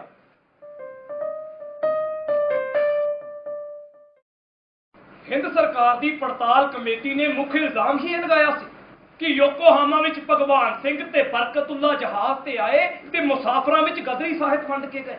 ਇਹ ਦੋਵੇਂ ਹਿੰਦ ਸਰਕਾਰ ਵੱਲੋਂ ਬਾਕੀ ਕਰਾਰ ਦਿੱਤੇ ਹੋਏ ਸਨ, ਪਰ ਮੈਨੂੰ ਇਹਨਾਂ ਬਾਰੇ ਕੋਈ ਜਾਣਕਾਰੀ ਨਹੀਂ ਸੀ। ਦੇਸੀ ਭਰਾ ਹੋਣ ਦੇ ਨਾਤੇ ਜੇ ਕੋਈ ਮੈਨੂੰ ਜਹਾਜ਼ ਤੇ ਮਿਲਣ ਆਇਆ ਤਾਂ ਉਸ ਨੂੰ ਇੱਜ਼ਤ ਨਾਲ ਮਿਲਣਾ ਮੇਰਾ ਫਰਜ਼ ਸੀ। ਮੈਨੂੰ ਕੈਨੇਡਾ ਜਾਣ ਦਾ ਆਪਣਾ ਮਨੋਰਥ ਚੰਗੀ ਤਰ੍ਹਾਂ ਪਤਾ ਸੀ। ਨਾਲੇ ਦੂਜੀ ਗੱਲ ਇਹ ਵੀ ਹੈ ਕਿ ਪੌਣੇ 400 ਮੁਸਾਫਰਾਂ ਦੇ ਬਿਸਤਰਿਆਂ ਵਿੱਚ ਕੀ ਹੈ ਤੇ ਕੀ ਨਹੀਂ ਮੈਂ ਕਿਹੜਾ ਦੇਖਦਾ ਫਿਰਦਾ। ਕਿਸੇ ਕੋਲ ਗਦਰ ਅਖਬਾਰ ਹੋਣਗੇ ਵੀ, ਪਰ ਇਹ ਸਭ ਦੀ ਜ਼ਿੰਮੇਵਾਰੀ ਮੇਰੀ ਥੋੜਾ ਸੀ। ਖੈਰ, ਯੋਕੋਹਾਮਾ ਤੋਂ ਅਸੀਂ 2 ਮਈ ਨੂੰ ਚੱਲ ਪਏ। ਪ੍ਰਸ਼ਾਂਤ ਮਹਾਸਾਗਰ ਨੂੰ ਚੀਰਦੇ ਹੋਏ 21 ਮਈ 1914 ਦੀ ਸ਼ਾਮ ਨੂੰ ਕੈਨੇਡਾ ਦੀ ਵਿਕਟੋਰੀਆ ਬੰਦਰਗਾਹ ਦੀ ਹੱਦ ਤੇ ਪਹੁੰਚ ਗਏ। ਹਾਏ ਮੈਂ ਮਰ ਜਾ, ਉਹ ਦੇਖੋ ਕਿਵੇਂ ਜਗਮਗ ਹੋ ਰਹੀ ਆ। ਉਹ ਜਮਾਂ ਹੀ ਦਿਨ ਚੜਿਆ ਪਿਆ, ਉਹ ਲੱਗਦਾ ਸੂਰਜ ਤਾਂ ਹੀ ਸਾਹਮਣੇ ਬੈਠੇ ਨੇ। ਬਾਬਾ ਜੀ, ਇਹੀ ਆ ਵੈਨਕੂਵਰ। ਨਾ ਨਾ ਭਾਈ, ਵੈਨਕੂਵਰ ਤਾਂ ਹਲੇ ਆਉਣਾ ਹੈ, ਇਹ ਤਾਂ ਵਿਕਟੋਰੀਆ ਸ਼ਹਿਰ ਹੈ। ਬਾਬਾ ਜੀ ਉਹ ਕਿਸ਼ਤੀ ਇੱਧਰ ਨੂੰ ਕਿਉਂ ਆ ਰਹੀ ਹੈ? ਮੈਨੂੰ ਲੱਗਦਾ ਇਮੀਗ੍ਰੇਸ਼ਨ ਵਾਲੇ ਆਏ ਨੇ। ਤੁਸੀਂ ਰੁਕੋ ਇੱਥੇ, ਮੈਂ ਆਉਣਾ ਉਹਨਾਂ ਨੂੰ ਮਿਲ ਕੇ। ਜੀ ਕੋਲੇ ਅੰਗਰੇਜ਼ ਨੇ ਬੇਬੇ ਘਰੇ ਆਪਣੇ ਘਰੇ ਨਾਲ ਚੰਗੇ ਹੋਣਗੇ। ਹਾਂ ਪੁੱਤ, ਉਹਨਾਂ ਨਾਲ ਤਾਂ 100 ਦਰਜੇ ਚੰਗੇ ਹੋਣਗੇ। ਬੇਬੇ ਤੂੰ ਆਪਣੇ ਮੁਲਕ ਨਾਲ ਖੜਾਉਂਗਾ। ਹਾਏ ਹਾਏ ਮੇਰਾ ਅੰਗਰੇਜ਼ ਪੁੱਤ, ਇਸ ਮੁਲਕ ਦਾ ਕੀ ਕਹਿਣਾ? ਦੇਖ ਕਿਵੇਂ ਜਗਮਗ ਜਗਮਗ ਹੁੰਦੀ ਆ, ਗਰਮੀਆਂ ਵਿੱਚ ਵੀ ਰਜਾਈ ਲੈ ਕੇ ਸੌਣਾ ਪੈਂਦਾ। ਮੋਚੇ ਦੇ ਬਾਪੂ, ਇਹ ਘੋੜੇ ਕੀ ਕਰਨ ਆ ਗਏ ਸੀ ਰਾਤ ਨੂੰ ਇੱਥੇ? ਉਹ ਕਿਸੇ ਕਾਗਜ਼ੀ ਕਾਰਵਾਈ ਲਈ ਆਏ ਹੋਣਗੇ। ਸੁੰਦਰ ਸਿਆ ਇਹ ਬਾਕੀ ਜੇ ਕਿਸ਼ਤੀਆਂ ਨੂੰ ਕੋਲ ਕਿਉਂ ਨਹੀਂ ਆਉਂਦੇ ਨੇ? ਵਾਪਸ ਕਿਉਂ ਭੇਜ ਰਹੇ ਨੇ? ਉਹ ਦੋ ਗੋਰੇ ਅਫਸਰ ਜਹਾਜ਼ ਦੇ ਕੈਪਟਨ ਯਾਮਾਮੋਟੋ ਦੇ ਬਾਬਾ ਜੀ ਨਾਲ ਪਤਾ ਨਹੀਂ ਕੀ ਘੁਸਰ ਮੁਸਰ ਕਰੀ ਜਾਂਦੇ ਨੇ। ਨਾ ਤੁਸੀਂ ਕਹਾਂ ਜਾ ਕੇ ਨਹੀਂ ਚੈੱਕ ਕਰਦੇ, ਇੱਥੇ ਖੜੇ ਪੈਰ ਮਿਲ ਜਾਂਦੇ ਹੋ। ਉਹ ਬਾਬਾ ਜੀ ਕਹਿ ਕੇ ਗਏ ਨੇ ਤੁਸੀਂ ਇੱਥੇ ਰੁਕੋ। ਤੂੰ ਕਿਹਨਾਂ ਜਾ ਕੇ ਦੇਖੋ ਉਹ ਕੀ ਵੀ ਮੰਨੀਏ ਹੁਣ। ਨਾ ਹੁਣ ਤੁਸੀਂ ਕਿਉਂ ਰੌਲਾ ਪਾਈ ਜਾਂਦੇ ਹੋ? ਆਓ ਦੇਖੀਏ ਕੀ ਮਾਮਲਾ ਹੈ। ਪਹਿਲਾ ਝਟਕਾ ਤਾਂ ਉਹਨਾਂ ਨੂੰ ਵਿਕਟੋਰੀਆ ਪਹੁੰਚਣ ਤੇ ਹੀ ਲੱਗ ਗਿਆ। ਜਹਾਜ਼ ਦਾ ਰਵਾਨਗੀ ਪੱਤਰ ਕੈਪਟਨ ਯਾਮਾਮੋਟੋ ਤੋਂ ਇੱਧਰ ਉੱਧਰ ਹੋ ਜਾਣ ਕਾਰਨ ਇਮੀਗ੍ਰੇਸ਼ਨ ਵਾਲਿਆਂ ਨੇ ਰੇੜਕਾ ਪਾ ਲਿਆ। ਹਾਲਾਂਕਿ ਐਨ ਮੌਕੇ ਤੇ ਦਲਜੀਤ ਯਾਮਾਮੋਟੋ ਦੇ ਕੈਬਿਨ ਵਿੱਚੋਂ ਰਵਾਨਗੀ ਪੱਤਰ ਲੱਭ ਲਿਆ ਸੀ, ਪਰ ਫਿਰ ਵੀ ਉਹਨਾਂ ਨੂੰ ਵਿਕਟੋਰੀਆ ਵਿਖੇ ਰੁਕਣ ਨਾ ਦਿੱਤਾ ਗਿਆ। 22 ਮਈ ਨੂੰ ਉਹ ਤੜਕੇ ਚੱਲ ਪਏ ਤੇ 23 ਮਈ 1914 ਨੂੰ ਵੈਨਕੂਵਰ ਦੀ ਬੰਦਰਗਾਹ ਤੇ ਪਹੁੰਚ ਗਏ। ਉਹਨਾਂ ਨੂੰ ਪੂਰੀ ਉਮੀਦ ਸੀ ਕਿ ਉੱਥੇ ਉਤਰਨ ਵਿੱਚ ਉਹਨਾਂ ਨੂੰ ਕੋਈ ਸਮੱਸਿਆ ਨਹੀਂ ਆਵੇਗੀ, ਪਰ ਹੋਇਆ ਇਸ ਦੇ ਬਿਲਕੁਲ ਉਲਟ। ਬੰਦਰਗਾਹ ਤੋਂ ਅੱਧਾ ਮੀਲ ਦੂਰ ਕਾਮਾਗਾਟਾ ਮਰ ਨੂੰ ਰੋਕ ਦਿੱਤਾ ਗਿਆ। ਚਾਰੇ ਪਾਸੇ ਕੈਨੇਡਾ ਪੁਲਿਸ ਦੀਆਂ ਕਿਸ਼ਤੀਆਂ ਪਹਿਰੇ ਉੱਤੇ ਲਗਾ ਦਿੱਤੀਆਂ ਗਈਆਂ। ਨਵੀਂ ਧਰਤੀ ਉੱਪਰ ਨਵੇਂ ਜੀਵਨ ਲਈ ਦੇਖੇ ਸੁਪਨੇ ਇੱਕ ਪਲ ਵਿੱਚ ਚਕਨਾਚੂਰ ਹੋ ਗਏ ਸਨ। ਗੁਰਦੀਪ ਸਿੰਘ ਨੇ ਉਸੇ ਦਿਨ ਮੈਲਕਮ ਰੀਡ ਨੂੰ ਇੱਕ ਤਾਰ ਭੇਜੀ, ਪਰ ਉਹਦਾ ਕੋਈ ਜਵਾਬ ਨਾ ਆਇਆ। ਸਾਰੇ ਮੁਸਾਫਿਰ ਜਹਾਜ਼ ਵਿੱਚ ਕੈਦੀਆਂ ਵਾਂਗ ਬੈਠੇ। ਅੱਖਾਂ ਵਿੱਚ ਸੁਪਨੇ ਭਰ ਕੇ ਪਹੁੰਚੇ ਸੀ ਜਦੋਂ ਕੈਨੇਡਾ। ਬਈ ਅੱਖਾਂ ਵਿੱਚ ਸੁਪਨੇ ਭਰ ਕੇ ਪਹੁੰਚੇ ਸੀ ਜਦੋਂ ਕੈਨੇਡਾ। ਬਈ ਟੱਕੇ ਉਹਨਾਂ ਵਿੱਚ ਪਾਣੀਆਂ ਗੋਰੇ ਮੈਂ ਕਰਨ ਚਾਹੇਦਾ। ਬਈ ਟੱਕੇ ਉਹਨਾਂ ਵਿੱਚ ਪਾਣੀਆਂ ਗੋਰੇ ਮੈਂ ਕਰਨ ਚਾਹੇਦਾ। ਪਰ ਤੂੰ ਤੁਸੀਂ ਆਪਣੇ ਘਰ ਨੂੰ, ਪਰ ਤੁਸੀਂ ਆਪਣੇ ਘਰ ਨੂੰ ਇੱਥੇ ਤਾਂ ਕੋਈ ਨਾ। ਸਾਡਾ ਪਰਦੇਸੀਆਂ ਦਾ ਦੇਸ਼ ਕੋਈ ਨਾ, ਸਾਡਾ ਪਰਦੇਸੀਆਂ ਦਾ ਦੇਸ਼ ਕੋਈ ਨਾ। I am William Hopkinson. मेरा बर्थ इंडिया में हुआ था। मेरे फादर वहां पुलिस ऑफिसर थे। मेरी मदर,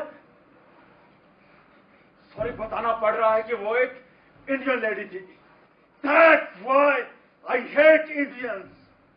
मैंने पंजाब में काफी टाइम पुलिस में जॉब की है। मुझे पंजाबी थोड़ा बहुत बोलना और समझना आता है, इसीलिए मुझे यहाँ नौकरी मिली हुई है। मैं कैनेडियन इमिग्रेशन डिपार्टमेंट में एक मामूली ऑफिसर हूँ। ऐसा कह लीजिए कि इंडिया से आने वाले मुसाफिरों के लिए ट्रांसलेटर हूँ। वैसे राज की बात यह है कि मैं कनाडा में ब्रिटिश सरकार का जासूस हूँ और यहाँ से इंडियंस की सभी एक्टिविटीज की रिपोर्ट भेजता हूँ। मुझे कामागाटामारू की फल की इंफॉर्मेशन मिल रही है। इस काम के लिए मैंने कुछ प्यादे रखे हुए हैं जो मेरे लिए जासूसी करते हैं। आओ आपको अपने सबसे वफादार प्यादे से मिलाओ। हेलो मिस्टर बेला सिंह। गुलाम हाजिर है जी। गुलाम मत बोला करो, यू आर ए फ्रेंड। बोलो क्या खबर है? साहब खबर ते ਤੁਹਾਨੂੰ ਪਤਾ ਹੀ ਹੈ। वो तो मुझे पहले दिन से ही पता है। ਪਰ ਸਾਹਿਬ ਮੈਨੂੰ ਬੜਾ ਡਰ ਲੱਗ ਰਿਹਾ किससे? ਹੈ। ਗੁਰਦੀਪ ਸਿੰਘ ਤੋਂ ਜੀ ਮੈਨੂੰ ਪਤਾ ਲੱਗਿਆ ਉਹਨਾਂ ਸਿੱਧਾ ਨਹੀਂ ਜਿੰਨਾ ਦਿਖਾਈ ਦਿੰਦਾ ਹੈ। ਉਹ ਬੜਾ ਚਲਾਕ ਵਪਾਰੀ ਹੈ। चालाक मछली के शिकार में ही तो असली मजा है बेला सिंह। ਸਾਹਿਬ ਆ ਜਿਹੜੀ ਡਾਕਟਰ ਰਘੁਨਾਥ ਸਿੰਘ ਨੂੰ ਜਹਾਜ਼ ਤੋਂ ਉਤਰਨ ਦੀ ਪਰਮਿਸ਼ਨ ਦਿੱਤੀ ਹੈ ਨਾ, उससे ना तो सारा मसला ही हल हो गया है। बेला सिंह, हॉपकिंसन हमेशा झूठ की सोचता है। साहब एक अंदर की गल दसा, हाँ डॉक्टर रघुनाथ पिछे हिंद सरकार की सीआईडी करता रहा है जी। मतलब हमारा ही भाई है। क्या बात है बेला सिंह? बस साहब हुन तुसी देखो अगे की करता है बेला सिंह। हाँ, एक काम और तुमने बहुत होशियारी से करना है। हुक्म करो साहब। तुम वैंकूवर के सिख टेंपल के लोगों पर भी नजर रखोगे।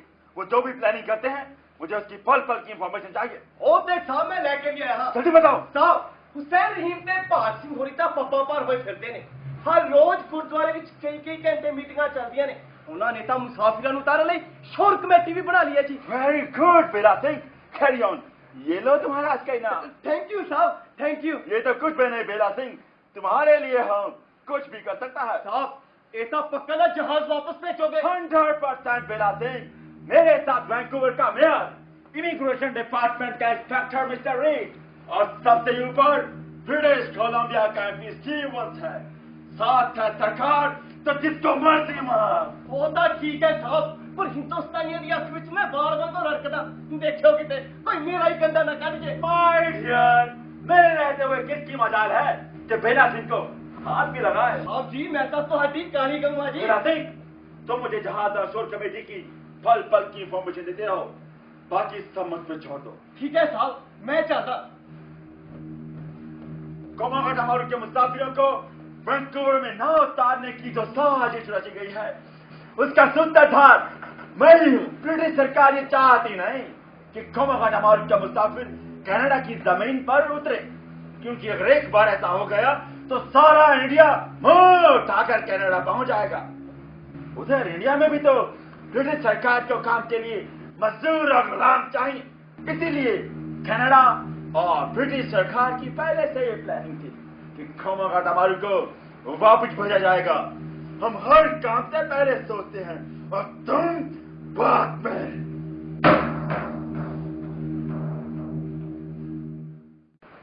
मैं ते मेरे मुसाफर दिन रात बंदरगाह वल तकते रहते कि शायद हुण भी कोई लैन आया, हुण भी आया, पर अपड़िया कोई ना। मैं रीड नूं अनेका तारा भेजियां, पर एक दा भी जवाब ना आया।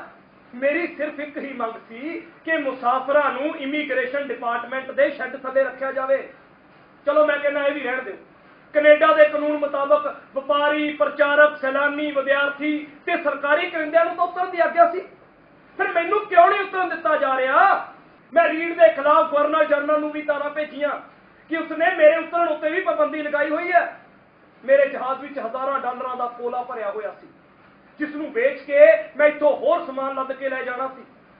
मैं रीड नूं यह भी लिखिया कि मेरे इस हरजाने का जिम्मेवार इमीग्रेशन डिपार्टमेंट होऊ, पर उन्होंने तो जिवें सब कुछ छिक्के ही कर दिता सी। रघुनाथ जी आप उतर क्यों नहीं गए इत्थे? ये हो की रहा है? मैं तो पहले ही कहा सी भी गड़बड़ है कुछ ना कुछ। गड़बड़ भाई, गड़बड़ बारे सानू भी तो पता लगे, कोई गल ही नहीं करता।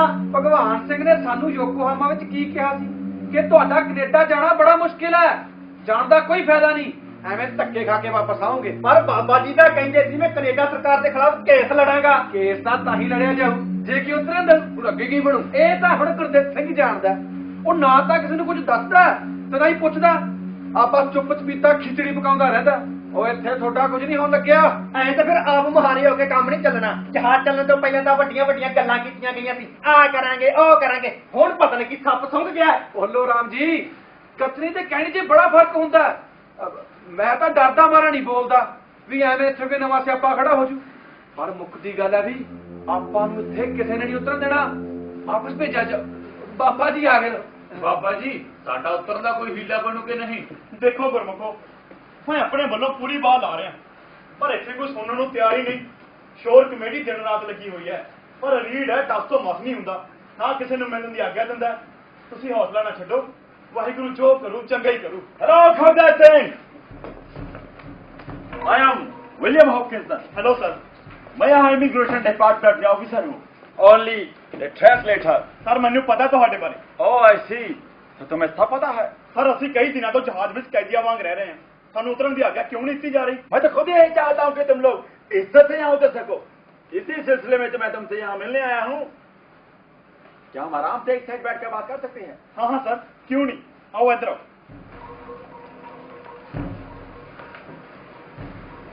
अब बोलो मिस्टर घोड़े से। सर बोलना की है जी, ਅਸੀਂ ਬਰਤਾਨਵੀ ਪਰਜਾ ਹਾਂ, ਸਾਨੂੰ ਉਤਰਨ ਕਿਉਂ ਨਹੀਂ ਦਿੱਤਾ ਜਾ ਰਿਹਾ? क्योंकि तुम लोग कनाडा के कानून की शर्तें पूरी नहीं करते। ਕਿਹੜੀਆਂ ਸ਼ਰਤਾਂ ਸਰ? कनाडा में उतरने के लिए हर मुसाफिर के पास कम से कम $200 होना चाहिए। सर सबके पास है और सारे मुसाफिर अपनी जमानत भरने को भी तैयार नहीं। दूसरी शर्त यह है कि शिप सीधा उसी देश से आना चाहिए जहाँ के उसमें मुसाफिर हो।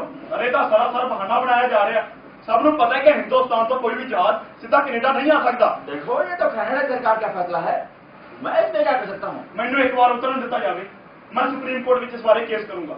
ओह आई सी, तो तुम केस करोगे? जी सर। देखो दिमाग से काम लो, केस करने से कुछ अर्थ नहीं आएगा। मैं यहाँ तुम्हारी हेल्प के लिए आया हूँ। यहाँ के इमिग्रेशन डिपार्टमेंट में तुम्हारी एक नहीं सुनी जाएगी। मुझे इंस्पेक्टर रीड ने भेजा है कि मैं तुमसे बात करूं और फिर रास्ता निकालूं। निर्णय की करना होगा। रीड ने कहा है कि अगर तुम हमारा साथ देने को तैयार हो तो तुम लोग वैंकूवर शहर में उतरने में कामयाब हो सकता है। इसके लिए तुमको भारी कीमत देनी पड़ेगी। इसके बिना कोई रास्ता नहीं है मिस्टर घोड़े सिंह। मैंने सीधी तरह दसो सर, अपने मुसाफिरों को उतारने में मैं कुछ भी करने को तैयार हाँ। 6 महीने बाद इस काम के लिए तुम्हें कम से कम $2000 देने पड़ेंगे। $2000? अभी तो तुमने कहा था कि मुसाफिरों के लिए कुछ भी कर सकता हूँ। यानी कि रिश्वत? No no mister Cortez, this is a deal. Businessman होकर इतना भी नहीं समझते, ये कुछ पाने के लिए कुछ देना भी पड़ता है। मैं सोचता सी कि लैन देन का रिवाज साडे देश विच ही है, हजे भरम भी दूर हो गया। मुसाफिरों के उतारे लिए मैं ये चप्पल भी तैयार हूं। मेरे को फिलहाल $1000 है जो मैं हुणे दे देवांगा। बाकी 1000 जो मेरे सारे मुसाफिर उतर जाएंगे फिर देवांगा। तो सुनो मिस्टर कॉर्टेज, इस डील का जिक्र किसी के पास मत करना। ये मेरी जुबान है सर, ये पेड़ मेरे से तुम्हारे विचकार ही रहेगा। बस मेरे मुसाफिर जितना उतर जान। देखो, मुझे विश्वास दिलाने के लिए तुमको घोड़ों के नचाल की कसम खानी पड़ेगी। हॉपकिंसन, मैनू पता तू की कह रहा है। मैं आज तक अपने इष्ट देव की कदे कसम नहीं खाती ते ना ही आज खावांगा। देख लो कॉर्टेज सिंह, तुम बहुत बड़ी मुसीबत में फंस सकता है। वो तो मैं देख ही रहा। देखो सर, ये $2000 श्री गुरु नानक देव इंस्टीट्यूट कंपनी के खजाने ਵਿੱਚੋਂ निकलना है। इसनू मैं किसी भी तरह अपनी कौम पासों गुजा नहीं रख सकता। सो ਤੁਹਾਡੀ कसम की शर्त मैनू हरगिज़ मंजूर नहीं। मेरे साथ के बगैर तुम्हारे मुसाफिर वैंकूवर की जमीन पर कभी कदम नहीं रख सकते। सोच लो। सोच लिया है, असि कानून की लड़ाई लड़ांगे ते जितांगे भी। तुम्हें पता है तुम किससे टक्कर ले रहे हो? हाँ, एक नीच रसदखोर नाल जो सिर्फ मजलूमां दा खून चूसना जानता है कि उसकी कौम जोक बन के सारी दुनिया का खून चूस रही है। I will see you। Sir ji, एक मिनट रुको ना सही। मैंने कोई बात नहीं करनी अब। सर जी, तुम गुस्से ना हो, पर हम ना बैठ के गल करते हैं। अब कोई बात नहीं हो सकती।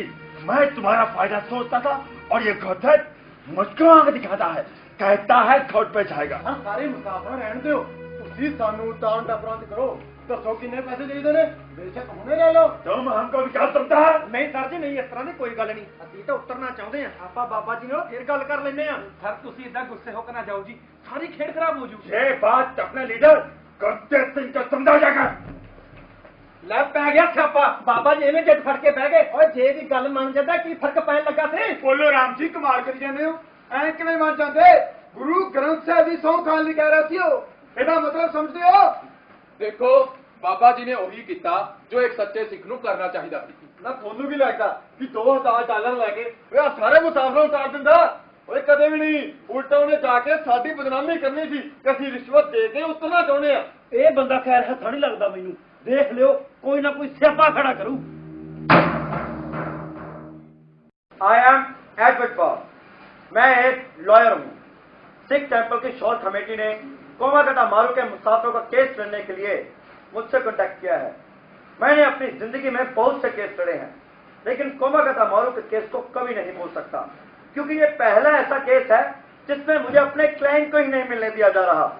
मैं गुरतेज सिंह को मिलने के लिए शिप में गया था, लेकिन इमिग्रेशन डिपार्टमेंट ने शिप में जाने की परमिशन नहीं दी।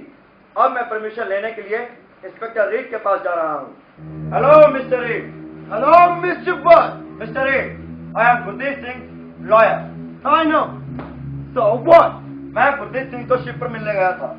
इमिग्रेशन ऑफिसर ने रोक दिया, कहता है पहले आपसे परमिशन लेना जरूरी है। मिस्टर बट, यू नो वहाँ पे इमिग्रेशन ऑफिसर्स के बिना किसी को जाने की परमिशन नहीं है। ये कानून की कौन सी किताब में लिखा है? मैं नहीं चाहता कि हिंदुस्तान का कोई भी हमदर्द उनसे मिले, चाहे वो कोई लड़ ही क्यों ना हो। कौन को हथियार पहुंचा सकता है? Are you mad? परमिशन ना देने का ऐसा स्टूपिड एक्सक्यूज दोगे? आपसे ये उम्मीद नहीं थी मिस्टर रीड। ये एक्सक्यूज नहीं, ऐसा हो सकता है। देखो, मैं अपने क्लाइंट गुरतेज सिंह से मिलना चाहता हूँ, और कैनेडियन लॉ के मुताबिक एक लॉयर अपने क्लाइंट को मिल सकता है, बात भी कर सकता है। आप कैनेडियन लॉ से ऊपर नहीं हो सकते mister read. Mister but, this is a special case और हम कोई रिस्क नहीं ले सकते। ये इंडियन से डराने के लिए कुछ भी कर सकते हैं। तुम हिंदुस्तानियों से इतनी नफरत क्यों करते हो? You know, they can spit anywhere, piss anywhere. They live like animals, dirty people.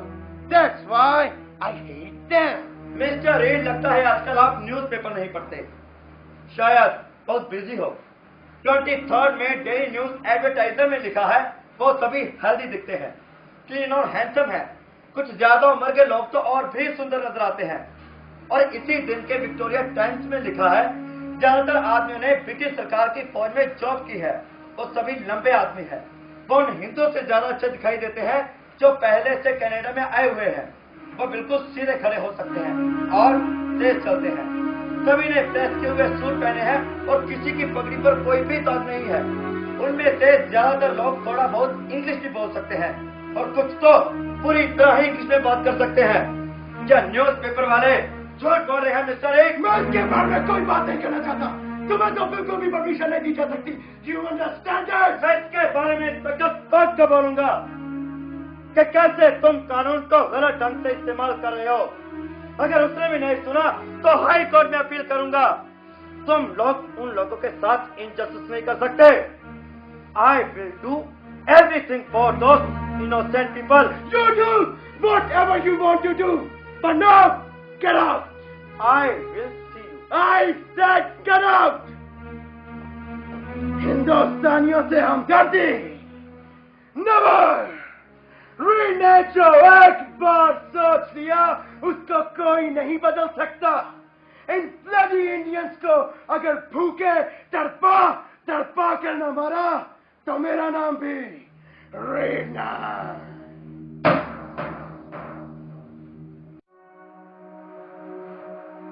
ਪੁੱਤ ਬੋਲਿਆ ਸੌਣਾ ਹੁਣ। ਬੇਬੇ ਨੀਂਦ ਨਹੀਂ ਆਉਂਦੀ।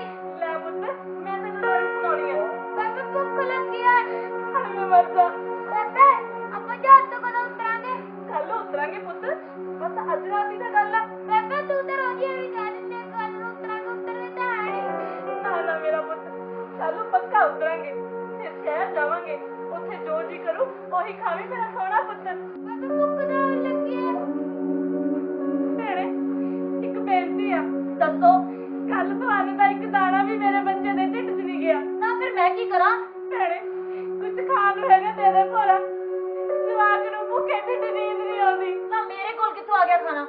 ਭੈਣੇ ਤੇਰੇ ਘਰ ਵਾਲੇ ਤੋਂ ਜਹਾਜ਼ੋਂ ਥੱਲੇ ਜਾਣ ਦੀ ਆ ਗਿਆ, ਦਵਾਈਆਂ ਲੈਣ ਤਾਂ ਜਾਂਦਾ ਹੀ ਰਹਿੰਦਾ, ਕੁਝ ਤਾਂ ਲੈ ਆਈ ਹੋ, ਭੋਰਾ ਖਾਣ ਨੂੰ ਦੇ ਦੇਂਗੇ। ਕੀ ਗੱਲ ਚੋ ਤੇਰਾ? ਦੇਖ ਕੀ ਖੇਖਣੀਆਂ ਕਰਦੀ ਹੈ। ਖਾਣੇ ਵਾਸਤੇ ਮੇਰੇ ਘਰ ਵਾਲਾ ਚੰਗਾ। ਵੈਸੇ ਤੁਸੀਂ ਲੋਕ 24 ਘੰਟੇ ਉਸ ਉੱਤੇ ਪਹਿਰਾ ਲਾਈ ਰੱਖਦੇ ਹੋ। ਆਖੇ ਜਾਸੂਸੀ ਕਰਦਾ। ਨਾ ਕੀ ਕੀਤੀ ਹੈ ਤੁਹਾਡੀ ਜਾਸੂਸੀ? ਦੱਸੀ। ਭੈਣੇ ਮੈਂ ਤਾਂ ਕੁਝ ਨਹੀਂ ਕਿਹਾ। ਨਾ ਜੇ ਕੁਝ ਕਿਹਾ ਨਹੀਂ ਤਾਂ ਕਿਉਂ ਸਾਡੇ ਉੱਤੇ ਦਿਨ ਰਾਤ ਪਹਿਰਾ ਲਾਈ ਰੱਖਦੇ ਹੋ? ਇੱਕ ਤੇ ਮੇਰੇ ਘਰ ਵਾਲਾ ਤੁਹਾਡਾ ਇਲਾਜ ਕਰੇ, ਤੁਹਾਨੂੰ ਦਵਾਈਆਂ ਲਿਆ ਕੇ ਦੇਵੇ, ਤੇ ਤੁਸੀਂ ਸਾਰੇ ਉਸਨੂੰ ਸੂਈ ਖਿਚੜੀ ਵਾਂਗੂ ਖਾਣ ਨੂੰ ਪੈਂਦੇ ਹੋ। ਆਖੇ ਮੈਂ ਜੀ ਕੁਝ ਕਿਹਾ ਨਹੀਂ।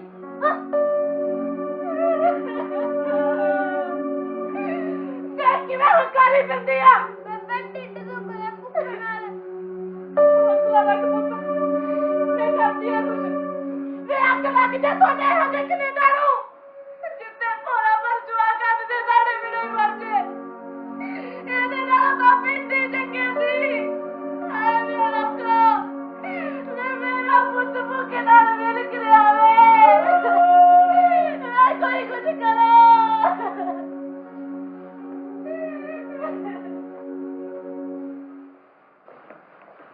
ਬੱਚਿਆਂ ਨੂੰ ਵਿਲਕਦੇ ਵੇਖਿਆ ਨਹੀਂ ਜਾਂਦਾ, ਕੁਝ ਤਾਂ ਕਰੋ ਬਾਬਾ ਜੀ। ਮੈਂ ਕੀ ਕਰਾਂ ਦਲਜੀਤ?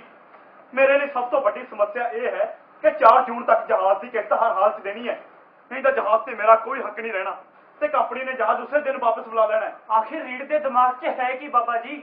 ਰੀੜ ਨੂੰ ਇਸ ਗੱਲ ਦਾ ਇਲਮ ਹੈ ਕਿ ਮੈਂ ਕੋਲਾ ਵੇਚ ਕੇ ਜਹਾਜ਼ ਦੀ ਕਿਸ਼ਤ ਚੁਕਾਉਣੀ ਹੈ, ਇਸ ਲਈ ਤਾਂ ਉਸਨੇ ਮੇਰੇ ਉਤਰਨ ਉੱਤੇ ਪਾਬੰਦੀ ਲਾ ਰੱਖੀ ਹੈ। ਰੀੜ ਇਹੋ ਚਾਹੁੰਦਾ ਹੈ ਕਿ ਕਿਸੇ ਤਰੀਕੇ 4 ਜੂਨ ਤੱਕ ਮੈਂ ਥੱਲੇ ਨਾ ਉਤਰ ਸਕਾਂ ਤੇ ਜਹਾਜ਼ ਆਪਣੇ ਆਪ ਹੀ ਵਾਪਸ ਚਲਾ ਜਾਏ। ਬਾਬਾ ਜੀ ਤੁਸੀਂ ਵੈਨਕੂਵਰ ਸ਼ੋਰ ਕਮੇਟੀ ਨੂੰ ਇੱਕ ਚਿੱਠੀ 'ਚ ਸਾਰੀ ਗੱਲ ਖੋਲ ਕੇ ਲਿਖੋ। ਕੈਪਟਨ ਯਾਮਾਮੋਟੋ ਸਾਡੀ ਚਿੱਠੀ ਪਹੁੰਚਾ ਸਕਦਾ ਹੈ। ਤੂੰ ਠੀਕ ਕਹਿ ਰਿਹਾ ਦਲਜੀਤ, ਅੱਜ ਹੀ ਲਿਖ। ਬਾਬਾ ਜੀ ਆਪਾਂ ਕੀ ਸੋਚਿਆ ਸੀ ਤੇ ਕੀ ਹੋ ਗਿਆ? ਦਲਜੀਤ ਅੱਜ ਮੇਰਾ ਉਹ ਭਰਮ ਟੁੱਟ ਗਿਆ ਜਿਸ ਨੂੰ ਮੈਂ ਕਈ ਸਾਲਾਂ ਤੋਂ ਪਾਲ ਰੱਖਿਆ ਸੀ। ਮੈਂ ਸੋਚਦਾ ਸੀ ਕਿ ਅੰਗਰੇਜ਼ ਕਿਸੇ ਨਾਲ ਭੇਦਭਾਵ ਨਹੀਂ ਕਰਦੇ। ਮੈਨੂੰ ਮੇਰਾ ਅੰਨਾ ਵਿਸ਼ਵਾਸ ਲੈ ਡੁੱਬਿਆ। ਤੁਸੀਂ ਸਹੀ ਕਿਹਾ ਏ ਬਾਬਾ ਜੀ, ਅਸੀਂ ਸ਼ਾਤਿਰ ਲੋਕਾਂ ਤੇ ਭਰੋਸਾ ਕਰ ਬੈਠੇ ਹਾਂ। ਸਾਡੀ ਬੇਇੱਜ਼ਤੀ ਕੀਤੀ ਗਈ ਹੈ। ਦੁਨੀਆ ਦੇ ਹਰ ਹਿੱਸੇ ਵਿੱਚ ਸਾਨੂੰ ਨਿਮਾਣੇ ਕੀਤਾ ਗਿਆ ਹੈ, ਇਸ ਲਈ ਕਿ ਸਾਡੀ ਕੋਈ ਆਪਣੀ ਸਰਕਾਰ ਨਹੀਂ ਜਿਹੜੀ ਸਾਡੀ ਹੱਕ ਨੂੰ ਮਹਿਸੂਸ ਕਰੇ। ਜੇ ਮਹਾਰਾਜਾ ਰਣਜੀਤ ਸਿੰਘ ਜਾਂ ਵਿਕਰਮਾਜੀਤ ਵਰਗਾ ਅੱਜ ਵੀ ਸਾਡਾ ਕੋਈ ਰਾਜਾ ਹੁੰਦਾ ਤਾਂ ਬੇਗਾਨੇ ਮੁਲਕ 'ਚ ਜਿੰਨਾ ਖਸਮੇ ਨਾ ਹੋਏ ਹੁੰਦੇ। ਬਾਬਾ ਜੀ ਇਹ ਸਭ ਰੀੜ ਤੇ ਹੌਪਕਿੰਸਨ ਦੇ ਕੰਢੇ ਬੀਜੇ ਹੋਏ ਨੇ। ਦੁੱਖ ਨੌਕਰਸ਼ਾਹੀ ਦਾ ਵੀ ਨਹੀਂ, ਉਹ ਤਾਂ ਸਾਨੂੰ ਮਾਰਨੇ ਚਾਹੁੰਦੀ ਹੈ। ਅਫਸੋਸ ਤਾਂ ਇਸ ਗੱਲ ਦਾ ਹੈ ਕਿ ਇੰਗਲੈਂਡ ਦਾ ਰਾਜਾ ਜਾਰਜ, ਜਿਸ ਨੂੰ ਮਨੁੱਖ ਹੁੰਦੇ ਹੋਏ ਵੀ ਅਸੀਂ ਦੇਵਤਾ ਬਣਾ ਕੇ ਪੂਜਦੇ ਰਹੇ, ਉਹਦੇ ਕੋਲ ਸਾਡੀਆਂ ਤਾਰਾਂ ਦਾ ਜਵਾਬ ਦੇਣ ਦਾ ਵੀ ਵਕਤ ਨਹੀਂ ਹੈ। ਦੁਨੀਆ ਦੇ ਵੱਡੇ ਤੋਂ ਵੱਡੇ ਕਸੂਰਵਾਰ ਨੂੰ ਵੀ ਅੱਜ ਤੱਕ ਭੁੱਖ ਤੇ ਪਿਆਸ ਨਾਲ ਮਾਰਨ ਦੀ ਸਜ਼ਾ ਨਹੀਂ ਦਿੱਤੀ ਹੋਣੀ ਜਿਹੜੀ ਸਾਨੂੰ ਸਾਡੇ ਮਾਸੂਮ ਬੱਚਿਆਂ ਨੂੰ ਦਿੱਤੀ ਜਾ ਰਹੀ ਹੈ। ਅਸੀਂ ਸਿੱਖਾਂ ਨੇ ਨਾ ਗੋਰਿਆਂ ਵਾਸਤੇ ਕਿੱਥੇ ਕਿੱਥੇ ਲੜਾਈਆਂ ਨਹੀਂ ਲੜੀਆਂ। ਉਦੋਂ ਤਾਂ ਇਹੀ ਗੋਰੇ ਕਹਿੰਦੇ ਸੀ ਤੁਸੀਂ ਸਾਡੀ ਰਿਆਇਆ ਹੋ, ਤੁਹਾਡੇ ਬਰਾਬਰ ਦੇ ਹੱਕ ਨੇ। ਕਿੱਥੇ ਨੇ ਉਹ ਹੱਕ? ਬਾਬਾ ਜੀ ਇਹ ਅੰਗਰੇਜ਼ ਕੌਮ ਹੈ, ਹਾਥੀ ਦੇ ਦੰਦ ਦਿਖਾਉਣ ਨੂੰ ਹੋਰ ਤੇ ਖਾਣ ਨੂੰ ਹੋਰ। ਚਲੋ ਇਸ ਬਹਾਨੇ ਸਾਨੂੰ ਸਿੱਖਾਂ ਨੂੰ ਆਪਣੀ ਹੈਸੀਅਤ ਦੀ ਸਮਝ ਤਾਂ ਆਈ। ਇਹ ਕਿਹੜਾ ਛੋਟਾ ਮੋਟਾ ਸਬਕ ਹੈ ਬਾਬਾ ਜੀ। ਰੀਡ ਵੱਲੋਂ ਜਦੋਂ ਕਿਸੇ ਵੀ ਤਾਰ ਦਾ ਜਵਾਬ ਨਾ ਆਇਆ ਤਾਂ ਗੁਰਦਿੱਤ ਸਿੰਘ ਨੇ ਮਜਬੂਰ ਹੋ ਕੇ ਕੈਨੇਡਾ ਸਰਕਾਰ ਓਟਾਵਾ ਨੂੰ ਇੱਕ ਤਾਰ ਭੇਜੀ ਕਿ ਜੇ ਸਾਨੂੰ ਕੈਨੇਡਾ 'ਚ ਨਹੀਂ ਉਤਰਨ ਦੇਣਾ ਤਾਂ ਘੱਟੋ ਘੱਟ ਬ੍ਰਾਜ਼ੀਲ ਦੀ ਹੀ ਰਾਹਦਾਰੀ ਦੇ ਦਿੱਤੀ ਜਾਵੇ। ਪਰ ਸਰਕਾਰ ਨੇ ਇਹ ਕਹਿ ਕੇ ਰਾਹਦਾਰੀ ਦੇਣ ਤੋਂ ਮਨਾ ਕਰ ਦਿੱਤਾ ਕਿ ਜਹਾਜ਼ ਵਿੱਚ ਵਾਇਰਲੈਸ ਨਹੀਂ ਲੱਗੀ ਹੋਈ। ਫਿਰ ਉਹਨਾਂ ਨੇ ਇਹ ਵੀ ਮੰਗ ਕੀਤੀ ਕਿ ਜੇ ਸਾਨੂੰ ਬ੍ਰਿਟਿਸ਼ ਕੋਲੰਬੀਆ ਵਿੱਚ ਨਹੀਂ ਉਤਰਨ ਦੇਣਾ ਤਾਂ ਅਲਬਰਟਾ ਸਟੇਟ ਵਿੱਚ ਹੀ ਭੇਜ ਦਿਓ, ਕਿਉਂਕਿ ਉੱਥੇ ਖੇਤੀ ਲਈ ਲੋਕ ਚਾਹੀਦੇ ਸਨ। ਉਹ ਸਾਰੇ ਕਿਸਾਨ ਸਨ ਤੇ ਉੱਥੇ ਕੋਈ ਬੰਜਰ ਜ਼ਮੀਨ ਨੂੰ ਉਪਜਾਊ ਬਣਾ ਸਕਦੇ ਸੀ। ਪਰ ਸਭ ਕੁਝ ਵਿਅਰਥ ਸਾਬਿਤ ਹੋਇਆ। ਨਾ ਕੋਈ ਦਲੀਲ ਨਾ ਅਪੀਲ ਸੁਣੀ ਗਈ। ਮੈਂ ਹੁਸੈਨ ਰਹੀਮ ਗੁਜਰਾਤ ਦਾ ਰਹਿਣ ਵਾਲਾ ਇੱਕ ਹਿੰਦੂ ਹਾਂ ਤੇ ਮੇਰਾ ਅਸਲ ਨਾਮ ਸ਼ਗਨ ਖੈਰਾਜ਼ ਵਰਮਾ ਹੈ। 1910 ਵਿੱਚ ਕੈਨੇਡਾ ਆਉਣ ਸਮੇਂ ਮੈਂ ਆਪਣਾ ਨਾਮ ਹੁਸੈਨ ਰਹੀਮ ਰੱਖ ਲਿਆ ਸੀ। ਪੜ੍ਹਿਆ ਲਿਖਿਆ ਹੋਣ ਕਾਰਨ ਮੈਂ ਬਹੁਤ ਸਾਰੇ ਕੇਸ ਲੜੇ ਜਿਨ੍ਹਾਂ ਰਾਹੀਂ ਕਈ ਪੰਜਾਬੀ ਮੁਸਾਫਰਾਂ ਨੂੰ ਉਤਰਨ ਦੀ ਆਗਿਆ ਮਿਲੀ ਸੀ। ਮੇਰੇ ਜੀਵਨ ਦਾ ਉਦੇਸ਼ ਜਾਤ ਪਾਤ ਅਤੇ ਧਰਮਾਂ ਦੇ ਵਖਰੇਵੇਂ ਤੋਂ ਉੱਪਰ ਉੱਠ ਮਾਨਵਤਾ ਦੀ ਨਿਰਸਵਾਰਥ ਸੇਵਾ ਕਰਨਾ ਹੈ। ਕੋਮਾ ਗਾਟਾ ਮਾਰੂ ਦੀ ਵਿਸ਼ੇਸ਼ ਮਦਦ ਲਈ ਯੂਨਾਈਟਿਡ ਇੰਡੀਆ ਲੀਗ ਤੇ ਖਾਲਸਾ ਦੀਵਾਨ ਸੁਸਾਇਟੀ ਨੇ ਰਲ ਕੇ ਇੱਕ ਸ਼ੋਰ ਕਮੇਟੀ ਬਣਾਈ ਹੈ। ਮੈਂ ਤੇ ਭਾਈ ਭਾਗ ਸਿੰਘ ਇਸ ਦੇ ਮੁਖੀ, ਬਲਵੰਤ ਸਿੰਘ, ਸੋਹਣ ਲਾਲ, ਅਮਰਾਓ ਸਿੰਘ ਤੇ ਹੋਰ ਕਈ ਮੈਂਬਰ ਹਨ। ਕਮੇਟੀ ਮੁਸਾਫਰਾਂ ਦੇ ਕੈਨੇਡਾ ਵਿੱਚ ਦਾਖਲੇ ਲਈ ਕੋਈ ਵੀ ਕੁਰਬਾਨੀ ਕਰਨ ਵਾਸਤੇ ਤਿਆਰ ਹੈ ਤੇ ਵੈਨਕੂਵਰ ਦਾ ਗੁਰਦੁਆਰਾ ਸਾਡੀ ਮਿਲਣੀ ਦਾ ਮੁੱਖ ਕੇਂਦਰ ਹੈ। ਇਹ ਘੜੀ ਅਸਾਂ ਹਿੰਦੁਸਤਾਨੀਆਂ ਲਈ ਇਮਤਿਹਾਨ ਦੀ ਘੜੀ ਹੈ। ਸਾਡੇ ਭੈਣ ਭਰਾ ਜਹਾਜ਼ ਤੇ ਕੈਦੀ ਬਣਾਏ ਹੋਏ ਨੇ, ਅਸੀਂ ਕੁਝ ਵੀ ਨਹੀਂ ਕਰ ਸਕਦੇ। ਹੋਰ ਤਾਂ ਹੋਰ ਉਹਨਾਂ ਨੇ ਤਾਂ ਸਾਡੇ ਵਕੀਲ ਬਣਨ ਨੂੰ ਵੀ ਮਿਲ ਨਹੀਂ ਦਿੱਤਾ। ਉਹ ਇਹ ਤਾਂ ਤਾਨਾਸ਼ਾਹੀ ਹੈ। ਸਾਡੇ ਹੱਥ ਵਿੱਚ ਜਿੰਨਾ ਕੁ ਹੈ ਉਹ ਕਰਨ ਦੀ ਕੋਸ਼ਿਸ਼ ਕਰ ਰਹੇ ਆ। ਮੈਂ ਤੇ ਰਹੀਮ ਜੀ ਮੁਸਾਫਰਾਂ ਨੂੰ ਮਿਲਣ ਲਈ ਗਏ ਸੀ ਪਰ ਇਮੀਗ੍ਰੇਸ਼ਨ ਵਾਲਿਆਂ ਨੇ ਸਾਨੂੰ ਰਾਹ 'ਚ ਹੀ ਮੋੜ ਦਿੱਤਾ। ਬਥੇਰਾ ਉੱਜਰ ਕੀਤਾ ਪਰ ਉਹਨਾਂ ਨੇ ਸਾਡੀ ਇੱਕ ਨਾ ਸੁਣੀ। ਰੀਡ ਤੇ ਹੌਪਕਿੰਸਨ ਨੇ ਸਾਡੇ ਸਾਰੇ ਰਾਹ ਬੰਦ ਕਰ ਦਿੱਤੇ ਨੇ। ਉੱਤੋਂ ਉਹ ਬੇਲਾ ਸਿੰਘ ਜਸੂਸ ਉਹਨਾਂ ਦੇ ਨਾਲ ਰਲਿਆ ਹੋਇਆ ਏ। ਭਾਈ ਸਾਹਿਬ, ਕੈਪਟਨ ਯਾਮਾਮੋਟੋ ਦੇ ਹੱਥ ਚਿੱਠੀ ਆਈ ਹੈ। ਜਹਾਜ਼ ਦੀ ਕਿਸ਼ਤ 4 ਜੂਨ ਤੱਕ ਚੁਕਾਉਣ ਵਾਸਤੇ ਗੁਰਦਿੱਤ ਸਿੰਘ ਨੇ ਮਦਦ ਮੰਗੀ ਹੈ। ਬਲਵੰਤ ਸਿੰਘ ਜੀ, ਸੰਗਤਾਂ ਨੂੰ ਵੱਧ ਤੋਂ ਵੱਧ ਡਾਲਰ ਜਮ੍ਹਾਂ ਕਰਾਉਣ ਲਈ ਕਹੋ, ਭਾਵੇਂ ਕੁਝ ਵੀ ਹੋ ਜਾਵੇ। ਇਹ ਕਿਸ਼ਤ ਅਸੀਂ ਦੇਵਾਂਗੇ। ਗੈਰਤ ਵੀ ਕੋਈ ਚੀਜ਼ ਹੁੰਦੀ ਹੈ। ਤੁਸੀਂ ਸਹੀ ਕਹਿ ਰਹੇ ਹੋ ਭਾਈ ਸਾਹਿਬ, ਪਰ ਦਿਨ ਬਹੁਤ ਥੋੜੇ ਰਹਿ ਗਏ ਨੇ। ਜੇ ਕਿਸ਼ਤ ਨਾ ਦਿੱਤੀ ਗਈ ਤਾਂ ਰੀਡ ਤੇ ਹੌਪਕਿੰਸਨ ਆਪਣੀ ਚਾਲ 'ਚ ਕਾਮਯਾਬ ਹੋ ਜਾਣਗੇ। ਕਿਸ਼ਤ ਚੁਕਾ ਕੇ ਅਸੀਂ ਉਹਨਾਂ ਦੀ ਹਰ ਚਾਲ ਫੇਲ ਕਰ ਦਿਆਂਗੇ ਭਾਈ ਸਾਹਿਬ। ਸ਼ਿਮਲੇ, ਲੰਡਨ ਤੇ ਓਟਾਵਾ ਨੂੰ ਭੇਜੀਆਂ ਤਾਰਾਂ ਦਾ ਵੀ ਕੋਈ ਜਵਾਬ ਨਹੀਂ ਆਇਆ ਹਾਲੇ ਤੱਕ। ਸੋਹਣ ਲਾਲ ਜੀ, ਸਭ ਇੱਕ ਦੂਜੇ ਨਾਲ ਮਿਲੇ ਹੋਏ ਨੇ। ਸਰਕਾਰ ਨੇ ਜਿਹੜਾ ਇਨਕੁਆਇਰੀ ਬੋਰਡ ਬਣਾਇਆ ਉਸ ਦਾ ਪ੍ਰਧਾਨ ਰੀਡ ਨੂੰ ਬਣਾ ਦਿੱਤਾ।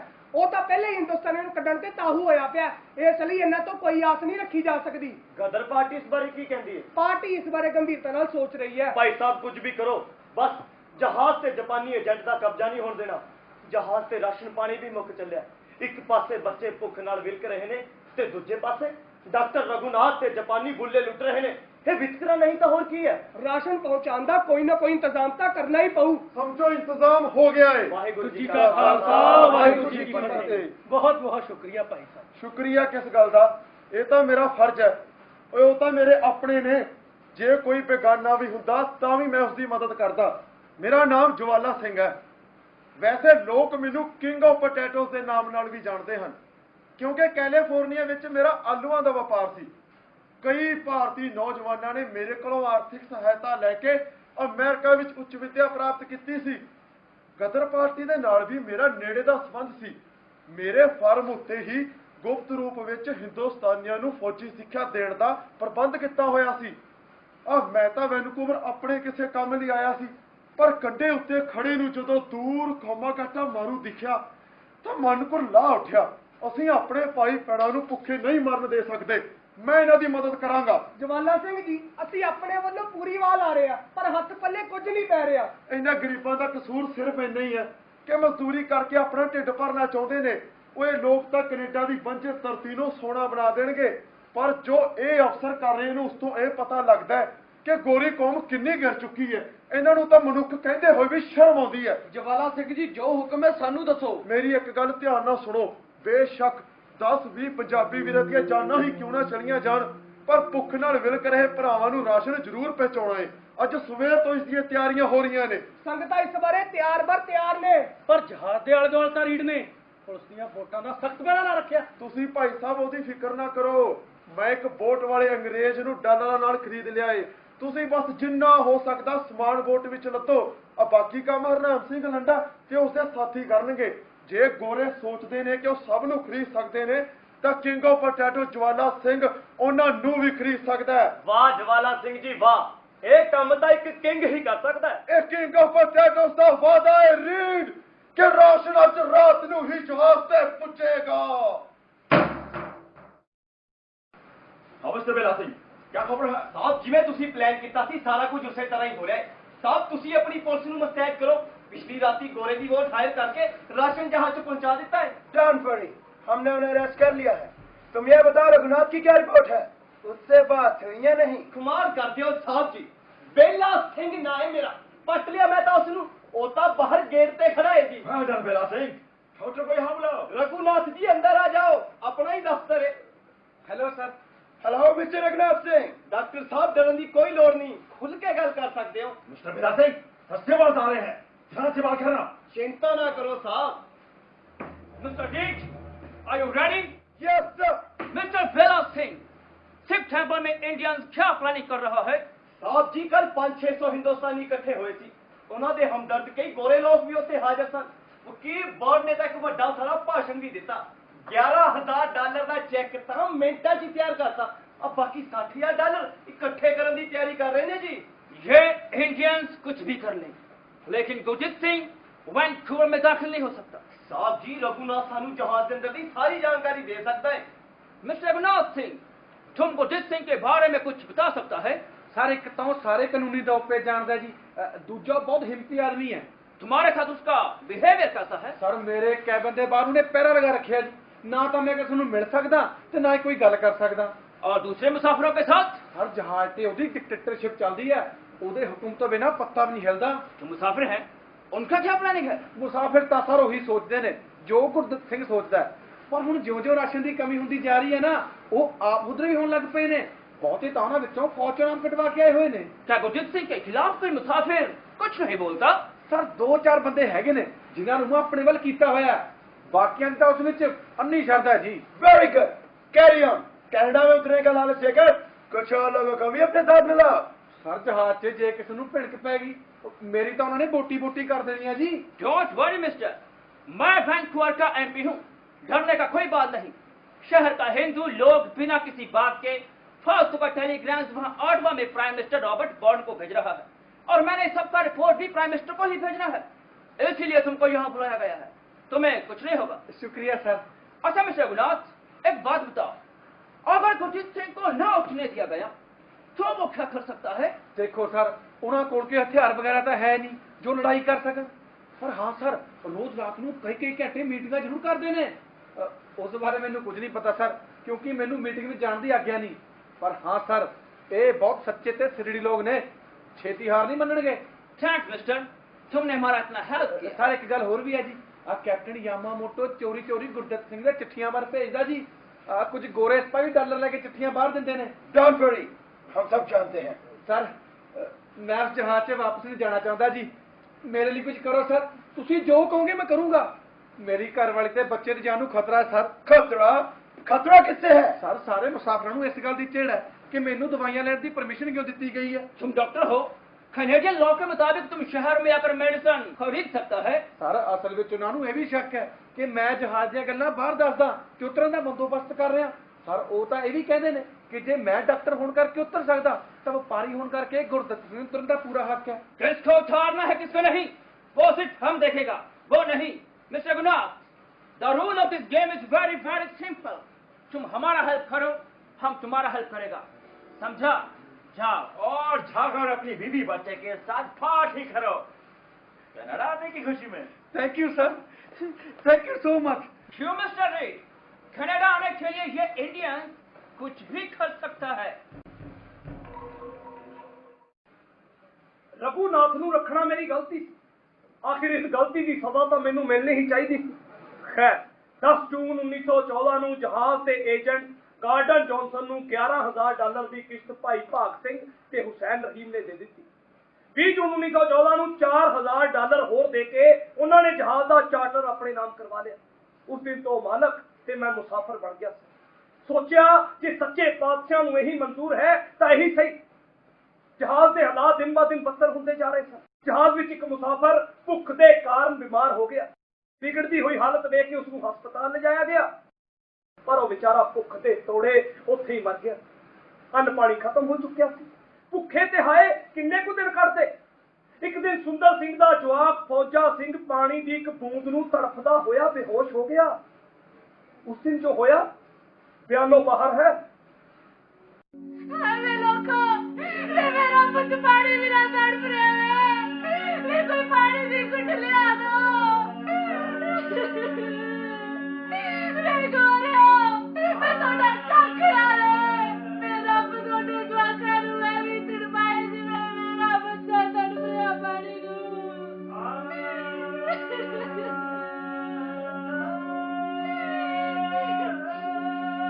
ਉੱਠ ਪੁੱਤ, ਮਾਂ ਨਾਲ ਗੱਲਾਂ ਕਰ। ਅੱਖਾਂ ਖੋਲ ਪੁੱਤ। ਹਾਏ ਵੇ ਰੱਬਾ, ਮੈਂ ਦਿਨ ਦੇਖ ਤੋਂ ਪਹਿਲਾਂ ਮਰ ਕਿਉਂ ਨਹੀਂ ਗਈ। ਰੋਣ ਨਾਲ ਕੀ ਬਣੂ ਕਿਸ਼ਨੀਏ, ਜਦੋਂ ਹਿੰਦੂ ਸਰਕਾਰ ਨੂੰ ਸਾਡੀ ਸਾਰ ਨਹੀਂ ਤਾਂ ਕੈਨੇਡਾ ਸਰਕਾਰ ਦੇ ਵੀ ਕੀ ਲੱਗਦੇ ਆ। ਕੀ ਹੋਇਆ ਸੁੰਦਰ ਸਿਆ, ਕਿਉਂ ਇੰਨਾ ਰੌਲਾ ਪਾਇਆ? ਬਾਬਾ ਅਸੀਂ ਤੇਰਾ ਕੀ ਵਿਗਾੜਿਆ ਸੀ? ਇਹਦੇ ਨਾਲ ਤਾਂ ਪਿੰਡ ਹੀ ਚੰਗੇ ਸੀ। ਜਿਉਂ ਜੀ ਰੁੱਖੀ ਸੁੱਕੀ ਮਿਲਦੀ ਸੀ ਖਾਂਦੇ ਤਾਂ ਸੀ। ਉਹਨੇ ਵਾਲਾ ਸਾਡੇ ਮੂੰਹ ਖੋ ਤੈਨੂੰ ਕੀ ਮਿਲਿਆ? ਸੋਰੇ ਕਿਸ ਤਰੀ ਘੜੀ ਨੂੰ ਪਿੱਟੋ ਪੈਰ ਪੁੱਟਿਆ ਸੀ। ਬਾਬਾ ਜੀ, ਫੌਜਾ ਪਾਣੀ ਬਿਨਾਂ ਤੁੜ ਕੇ ਬੇਹੋਸ਼ ਹੋ ਗਿਆ। ਬਾਬਾ ਜੀ, ਜਾਪਾਨੀਆਂ ਦੇ ਕੈਬਨ ਚ ਹੋਊ ਪਾਣੀ। ਤੁਸੀਂ ਰੁਕੋ, ਮੈਂ ਕਰਦਾ ਕੁਝ। ਪੁੱਤ ਦੇਖ ਪੁੱਤ, ਕੈਨੇਡਾ ਆ ਗਿਆ। ਹੌਸਲਾ ਰੱਖ ਕਿਸ਼ਨੀਏ, ਵਾਹਿਗੁਰੂ ਭਲੀ ਕਰੂ। ਆ ਲਓ ਪਾਣੀ ਤੇ ਜਲਦੀ ਲਾਓ ਜਵਾਕ ਦੇ ਮੂੰਹ ਨੂੰ। ਲੈ ਪੁੱਤ ਪਾਣੀ ਪੀ। ਅਰੇ ਬੱਚਾ, ਮੇਰਾ ਪੁੱਤ ਠੀਕ ਹੈ। ਸ਼ੁਕਰ ਹੈ ਵਾਹਿਗੁਰੂ, बच्चे की जान बचा ली तू। तुमने हमारी परमिशन के बगैर हमारे कैमरे से पानी क्यों उठाया? मेरी मजबूरी थी, बच्चा बेहोश होया पिया सी। जे एक पाली देरी हो जाती जो अगली जान चली जानी थी। मुझे ऐसे कोई फर्क नहीं पड़ता, जान जाती है तो जाए, मैं क्या करूं? देख भाई, तेरी 8 आने की बोतल आ, तू 1.5 रुपया ले ली, ਇਹਦੇ ਵਿੱਚ ਗੁੱਸੇ ਹੋਣ ਵਾਲੀ ਕਿਹੜੀ ਗੱਲ ਹੈ? मतलब हम एंग्री भी नहीं हो सकता। मेरी आंखों सामने मासूम बच्चा पानी बिना मरदा होवे ते मैं नहीं सहार सकता। गुरदत्त सिंह, तुम लोग काम करने के बाद ही क्यों सोचते हो? शायद इसीलिए गुलाम हो। कनाडा आना क्या इतना जरूरी था? अपने देश में नहीं रह सकते थे? हिंदुस्तान को कनाडा बनाने के बारे में क्यों नहीं सोचते? पोता भाषण न दे। न तो जवाक ने 2 घुट्टा पानी पी लिया तो तेरे की अग लग गई। किशन कुरे जे उधड़ी च दे दिता तो हुण मौलिया तो ना डर। ਚੱਕ ਫੌਜੀ ਨੂੰ ਤੇ ਅੰਦਰ ਚੱਲ। ਬਾਬਾ ਜੀ, ਅਸੀਂ ਘੋੜੇ ਨੂੰ ਪਹਿਚਾਨਣ ਵਿੱਚ ਬਹੁਤ ਦੇਰ ਕਰ ਦਿੱਤੀ। ਇਹ ਉਸ ਦਾ ਜ਼ਿਲ੍ਹਾ ਹੈ।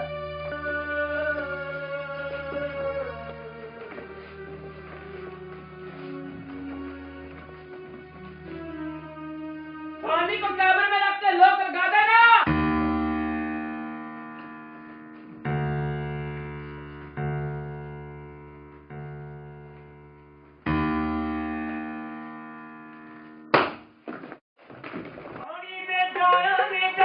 पानी ले लुट मचाई भाई, पानी दे जाया ने जद पानी ले लुट मचाई।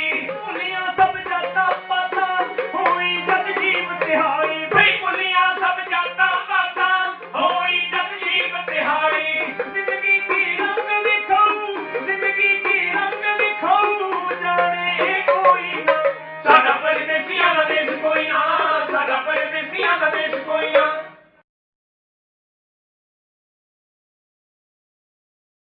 ਕੈਨੇਡਾ ਸਰਕਾਰ ਨੇ ਪਹਿਲਾਂ ਕੈਨੇਡਾ ਆ ਚੁੱਕੇ ਲਗਭਗ 15-16 ਮੁਸਾਫਰਾਂ ਨੂੰ ਉਤਰਨ ਦੀ ਇਜਾਜ਼ਤ ਦੇ ਦਿੱਤੀ ਸੀ। ਡਾਕਟਰ ਰਘੂਨਾਥ ਸਿੰਘ ਵੀ ਆਪਣੇ ਪਰਿਵਾਰ ਸਮੇਤ ਉਤਰ ਗਿਆ, ਪਰ ਜਹਾਜ਼ ਵਿੱਚ ਭੁੱਖਮਰੀ ਫੈਲ ਚੁੱਕੀ ਸੀ। ਹਾਲਾਤ ਨਾਜ਼ੁਕ ਹੋ ਚੁੱਕੇ ਸਨ।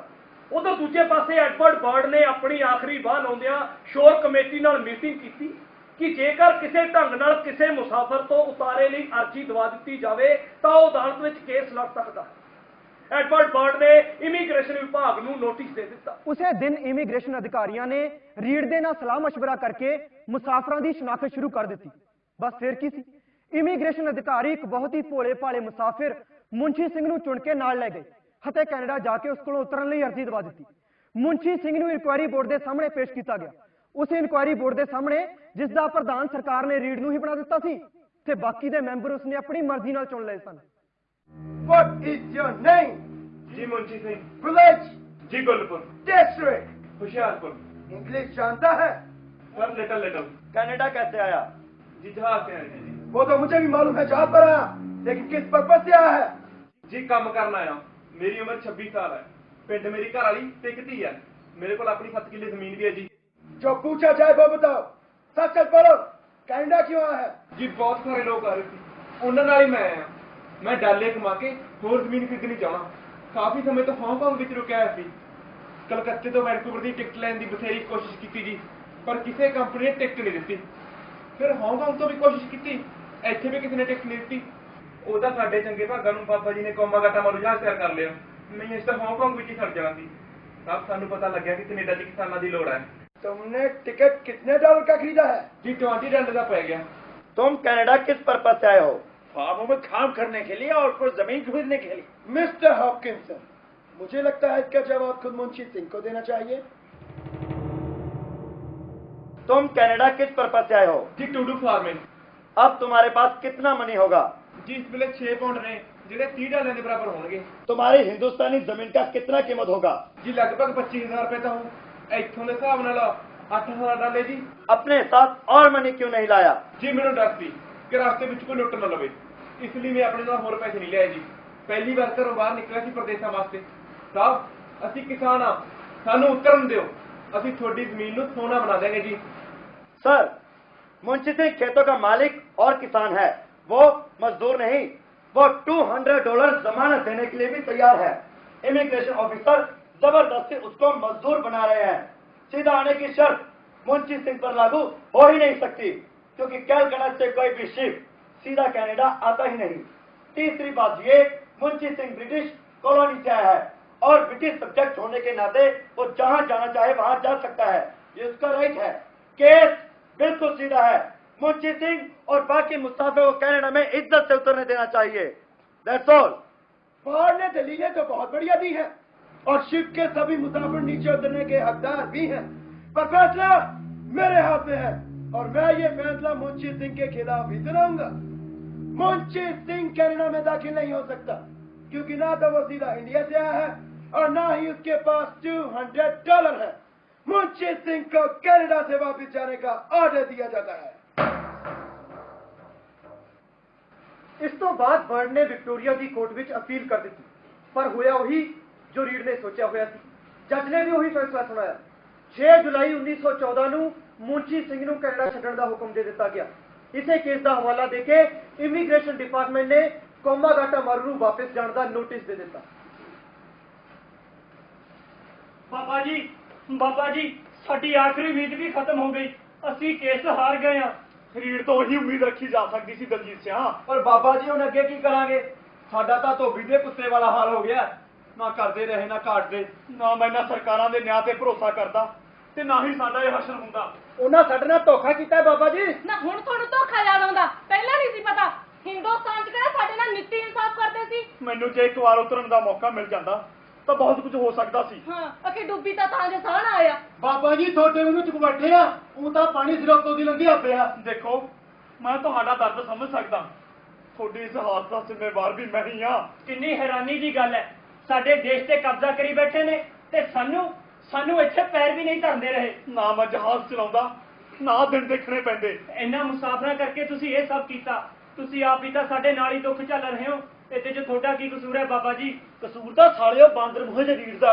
ਦੱਸ ਅਸੀਂ ਉਹਦੇ ਕੀ ਮਾਂ ਮਾਰੇ ਸੀ ਜਾਂ ਉਹਦੇ ਪਿਓ ਦੀਆਂ ਪੱਕੀਆਂ ਖਾਣੀਆਂ ਸੀ? ਹੱਕ ਹਲਾਲ ਦੀ ਕਮਾਈ ਕਰਕੇ ਖਾਣੀ ਸੀ। ਉਹ ਬੇਗਾਨਿਆਂ ਨੂੰ ਕੀ ਦੋਸ਼ ਦੇਣਾ ਟਰੈਸ ਆ, ਜਦੋਂ ਹਿੰਦ ਸਰਕਾਰ ਹੀ ਧੋਖਾ ਦੇਗੀ। ਮੁਨਸ਼ੀ ਵਾਲੇ ਕੇਸ ਤੋਂ ਬਾਅਦ ਰੀੜ ਚੁੱਪ ਕਰਕੇ ਬੈਠਣ ਵਾਲਾ ਨਹੀਂ। ਉਹਦਾ ਤਾਂ ਪਤਾ ਨਹੀਂ, ਪਰ ਹੁਣ ਸਾਥੋਂ ਭੁੱਖਿਆ ਤੋਂ ਚੁੱਪ ਨਹੀਂ ਬੈਠਿਆ ਜਾਣਾ। ਅਸੀਂ 2 ਵਾਰ ਬੜੀ ਹਲੀਮੀ ਨਾਲ ਬੇਨਤੀ ਕਰ ਚੁੱਕੇ ਆ ਕਿ 3 ਦਿਨਾਂ ਤੋਂ ਭੁੱਖੇ ਬੈਠੇ ਆ, ਸਾਨੂੰ ਰਾਸ਼ਨ ਦੇ ਦਿਓ, ਪਰ ਹਲੇ ਤੱਕ ਰਾਸ਼ਨ ਦਾ ਕੋਈ ਨਾਮੋ ਨਿਸ਼ਾਨ ਨਹੀਂ।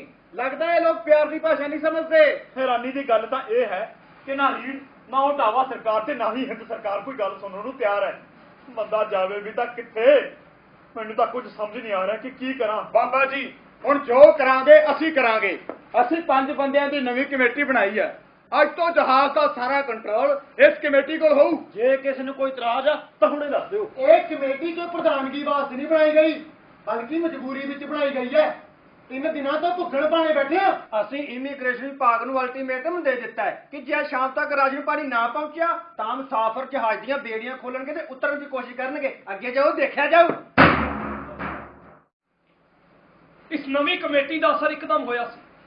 ਉਹਨਾਂ ਦੇ ਅਲਟੀਮੇਟਮ ਦੇਣ ਦੀ ਦੇਰ ਸੀ ਕਿ ਰੀਡ ਨੇ ਉਸੇ ਸ਼ਾਮ 2-3 ਦਿਨ ਦਾ ਰਾਸ਼ਨ ਭੇਜ ਦਿੱਤਾ।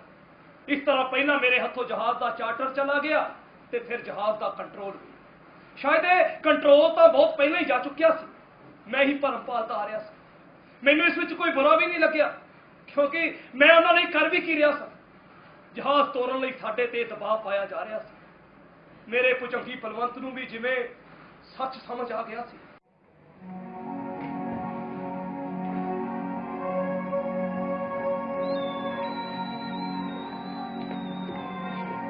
ਪੁੱਤ ਬਲੀ ਕੀ ਹੋਇਆ? ਬਾਪੂ ਹੁਣ ਅਸੀਂ ਕੈਨੇਡਾ ਨਹੀਂ ਦੇਖ ਸਕਾਂਗੇ। ਨਾ ਨਾ ਬਲੀ, ਦੇਖਾਂਗੇ ਕਿਉਂ ਨਹੀਂ, ਜ਼ਰੂਰ ਦੇਖਾਂਗੇ। ਵੱਡੇ ਵੱਡੇ ਬਾਜ਼ਾਰ ਹੋਣਗੇ, ਤੂੰ ਸੋਹਣੇ ਸੋਹਣੇ ਕੱਪੜੇ ਖਰੀਦੇਗਾ, ਭਾਂਤ ਭਾਂਤ ਦੀਆਂ ਮਿਠਾਈਆਂ ਖਾਏਗਾ ਪੁੱਤ। ਝੂਠ ਬੋਲਦੇ ਬਾਪੂ, ਤੂੰ ਤਾਂ ਰੋਜ਼ ਐਵੇਂ ਹੀ ਕਹਿ ਦਿੰਦਾ। ਨਾ ਬਲੀ ਨਾ, ਤੇਰਾ ਬਾਪੂ ਕਦੇ ਝੂਠ ਨਹੀਂ ਬੋਲਦਾ ਪੁੱਤ। ਲੱਗਦਾ ਵਾਹਿਗੁਰੂ ਮੇਰਾ ਇਮਤਿਹਾਨ ਲੈ ਰਿਹਾ ਏ। ਬਾਬਾ ਜੀ ਇਸ ਤਰ੍ਹਾਂ ਨਾ ਕਰੋ, ਜੇ ਤੁਸੀਂ ਹੌਸਲਾ ਛੱਡ ਗਏ ਤਾਂ ਬਾਕੀ ਮੁਸਾਫਰਾਂ ਦਾ ਕੀ ਬਣੂ? ਦਲਜੀਤ, ਮੈਨੂੰ ਬਲਵੰਤ ਦਾ ਉਹਨਾਂ ਦੁੱਖ ਨਹੀਂ ਜਿੰਨਾ ਬਾਕੀ ਮੁਸਾਫਰਾਂ ਦਾ ਏ। ਇਹਨਾਂ ਦੇ ਉਦਾਸ ਚਿਹਰੇ ਮੈਥੋਂ ਦੇਖੇ ਨਹੀਂ ਜਾਂਦੇ। ਮੈਂ ਇਹਨਾਂ ਨਾਲ ਵਾਅਦਾ ਕੀਤਾ ਸੀ ਕਿ ਕੈਨੇਡਾ ਜ਼ਰੂਰ ਪਹੁੰਚਾਊਂਗਾ। ਮੈਂ ਆਪਣਾ ਕੌਲ ਨਹੀਂ ਪੁਗਾ ਸਕਿਆ। Hello mister Gadget Singh. Daljit, Balwant को अंदर ले लो। सॉरी इंडियंस, तुम कहीं खा गए हो। मुझे इस बात का दुख है कि तुम वैंकूवर शहर के नजारे देखे बिना ही वापस चले जाओगे। Vancouver, your city of dreams, very sad। आपकी अंग्रेजी की मारी जाने और किस जख्मा से लूट पुकना है बैरिया। अगर घुसरत सिंह ने तो मेरी बात मान ली होती तो वहां ये सब ना देखना पड़ता। हम तो तुम्हारे साथ तुम्हारा दोस्त बांटने आए हैं। Now you have no option, so come। ਜੋ ਤੂੰ ਸਾਡੇ ਨਾਲ ਕਰ ਰਿਹਾ ਐਸਾ ਕੋਈ ਜਾਨਵਰ ਨਾਲ ਵੀ ਨਹੀਂ ਕਰਦਾ। ਲੜਦਾ ਤੁਹਾਡੇ ਇਹੋ ਜਿਹੇ ਕਾਨੂੰਨ ਤੇ ਜਿਹੜਾ ਤੇ ਸਾਨੂੰ ਪਾਣੀ ਵੀ ਨਹੀਂ ਦੇ ਸਕਦਾ। ਆ ਜਿਹੜਾ ਕਹਿੰਦੇ ਫਿਰਦੇ ਹੋ ਨਾ ਕਿ ਅੰਗਰੇਜ਼ ਕਿਸੇ ਦਾ ਗ੍ਰਿਆਂਤ ਨਹੀਂ ਰੱਖਦੇ, ਆ ਦੇਖ ਲਓ ਉਹਦਾ ਜਿਉਂਦਾ ਜਾਗਦਾ ਨਮੂਨਾ। ਤੇਰਾ ਜਵਾਨ 3 ਦਿਨਾਂ ਤੋਂ ਪਾਣੀ ਕਨੀਓ ਤੜਫਿਆ ਹੋਵੇ, ਫਿਰ ਪੁੱਛਾ ਤੇਰੇ ਦਿਲ ਤੇ ਕੀ ਬੀਤਦੀ ਆ। ਰਿਸ਼ਵਤਾਂ ਲੈ ਲੈ ਕੇ ਢਿੱਡ ਭਰ ਲਿਆ, ਰਹਿੰਦੀ ਦੁਨੀਆ ਤੱਕ ਲੋਕ ਤੇਰੇ ਤੇ ਥੂ ਥੂ ਕਰਨਗੇ। ਵੱਡੀ ਖੋਰਾ, ਤੂੰ ਅਸਲ ਕਿਸ ਨੇ ਚੰਗਾਈ ਕੀਤਾ ਕਿ ਅਸੀਂ ਕੈਨੇਡਾ ਦੀ ਧਰਤੀ ਤੇ ਨਹੀਂ ਉੱਤਰ ਸਕਦੇ ਤਾਂ ਇਹਦਾ ਤੂੰ ਵੀ ਨਹੀਂ ਬੋਲਦੇ ਰਹੇ। ਕਮਲੀ ਹੋ ਰਹੀ ਹੈ, ਸੰਭਾਲ ਆਪਣੇ ਆਪ ਨੂੰ। ਮਿਸਟਰ ਰੀਡ, जहाज में पीने पानी का तुपका भी नहीं कि मेहरबानी करके पानी का इंतजाम कर सकते हो। हम कोशिश कर रहे हैं कि तुम्हें जल्दी से जल्दी वाटर दिया जाए। ਅਸੀਂ ਆਪਣੀ ਬਹੁਤ ਤਿਆਰ ਕਰੀ ਬੈਠੇ ਆ। ਜੇ 9 ਵਜੇ ਤੱਕ ਰਾਸ਼ਨ ਪਾਣੀ ਨਾ ਪਹੁੰਚਿਆ ਤਾਂ ਆਪ ਲੈਣ ਜਾਵਾਂਗੇ। Calm down, Mr. Singh। Mister read ने बोला है ना कि हम आज रात तक इंतजाम करने की कोशिश करेंगे। हम इस बारे में सोचेंगे। Take it easy, man। अच्छा, ਅਸੀਂ 3 ਦਿਨਾਂ ਤੋਂ ਭੁੱਖੇ ਤਾਂ ਹੀ ਮਰ ਰਹੇ ਹਾਂ ਤੇ ਤੁਸੀਂ ਇਸ ਬਾਰੇ ਸਲਾਹ ਕਰੋਗੇ, ਸੋਚੋਗੇ। ਓਏ ਤੁਸੀਂ ਸਾਡਾ ਜਹਾਜ਼ ਨਹੀਂ ਜਾਂਦੇ। ਜੇ ਅਸੀਂ ਆਪਣੀ ਆਈ ਤੇ ਆ ਗਏ ਤਾਂ ਤੇਰੀ ਸਿਟੀ ਆਫ ਡ੍ਰੀਮਸ ਨੂੰ ਮਰਿਆ ਮੇਟ ਕਰ ਜਾਗੇ। ਬੰਦੇ ਬਣ ਕੇ ਰਾਸ਼ਨ ਪਹੁੰਚਾ ਦਿਓ। Just relax। अगर आज बात न बन सकी तो कल सुबह तक तो बन ही जाएगी। वोटर का इंतजाम आज ही हो जाएगा। कितना वोटर चाहिए? जे तू 3 दिना तो तिहाया होवे ਤਾਂ ਤੈਨੂੰ ਜਿੰਨਾ ਕੁ ਪਾਣੀ ਚਾਹੀਦਾ ਹੋ ਉਸੇ ਹਿਸਾਬ ਨਾਲ ਹਰ ਬੰਦੇ ਨੂੰ ਭੇਜ ਦੇ। ये पागल लोग हैं, पीछे को। ਅੱਛਾ ਸੀ ਪਾਗਲਾਂ, ਸਾਥੀ ਜਾਣ ਨਹੀਂ ਦੇਣਾ ਇਹਨਾਂ ਨੂੰ। ਅੱਜ ਇਹਨਾਂ ਦੀਆਂ ਬੜੀਆਂ ਅੱਖੀ ਬਣਾ ਦਿਓ। तुम लोग ऐसा नहीं कर सकते। रास्ता छोड़ो। ਜੇ ਤੂੰ ਕੀਤਾ ਸਹੀ ਕੀਤਾ, ਅੱਜ ਤੈਨੂੰ ਕਿਵੇਂ ਸਹੀ ਗੱਲ ਦੀ ਯਾਦ ਆ ਗਈ? तुम कानून का हाथ में ले रहे हो जिससे नहीं है। ਤੂੰ ਕਾਨੂੰਨ ਨੂੰ ਪੈਰਾਂ ਥੱਲੇ ਨਹੀਂ ਫਿਰਦਾ। ਕੰਨ ਖੋਲ ਕੇ ਗੱਲ ਦੋਗਾ ਮੇਰੀ। ਜੇ ਰਾਸ਼ਨ ਨਾ ਮਿਲਿਆ ਨਾ ਤਾਂ ਜੂਦਾ ਤੂੰ ਹੀ ਬਚੇਗਾ ਪੁੱਤ ਮੇਰਾ। अगर तुमने हमें छुआ भी तो तुम लोगों में से जिंदा वापिस कभी नहीं जा सकता। ਉਹ ਜ਼ਿੰਦਾ ਜਾਣ ਜੋਗੇ ਤਾਂ ਅਸੀਂ ਵੈਸੇ ਵੀ ਨਹੀਂ ਰਹੇ ਹੁਣ। ये सब चलने से पहले छोड़ना था। तेरी गुलामी काट जा। पागल हो गया तू। जानता ना मिस्टर रीड चले जाओ, नहीं तो इसे गुनाह खो जाऊं। ਬਾਬਾ ਜੀ ਇਹ ਤੁਸੀਂ ਕੀ ਕੀਤਾ? मैं जो किया सही किया। ਅਸੀਂ ਉਹਨਾਂ ਨੂੰ ਨੁਕਸਾਨ ਪਹੁੰਚਾ ਕੇ ਹੋਰ ਮੁਸੀਬਤਾਂ ਨਹੀਂ ਛੇੜ ਸਕਦੇ। ਨਾ ਪਹਿਲਾਂ ਤਾਂ ਜਿਵੇਂ ਕੋਈ ਮੁਸੀਬਤ ਹੀ ਨਹੀਂ ਬਾਬਾ ਜੀ। ਮੇਰਾ ਬੱਚਾ ਤੜਪ ਰਿਹਾ ਪਾਣੀ ਬਿਨਾ, ਸਾਰੇ ਮੁਸਾਫਰ ਤੜਪ ਰਹੇ ਨੇ ਪਾਣੀ ਬਿਨਾ। ਤਾਂ ਹੋਰ ਇਸ ਤੋਂ ਵੱਡੀ ਕੀ ਮੁਸੀਬਤ ਹੋ ਸਕਦੀ ਆ?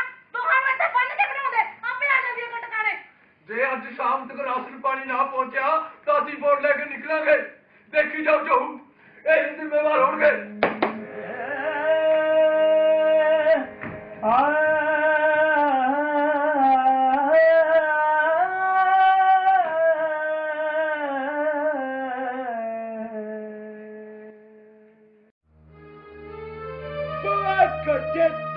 इसने मेरे खिलाफ viceroy, king George, prime minister, governor general, Indian government, chief खासा दीवान और ना जाने किस को कितनी टेलीग्राम भेजी, कहाँ शिकायत नहीं की होगी, लेकिन उनमें से ज्यादा का तो जवाब ही नहीं आया और जिसका आया भी नाम नहीं आया, क्योंकि पोस्ट ऑफिस से सभी टेलीग्राम मेरे पास जो आ जाती है और मैं उनको देखकर डस्टबिन में फेंक देता हूँ।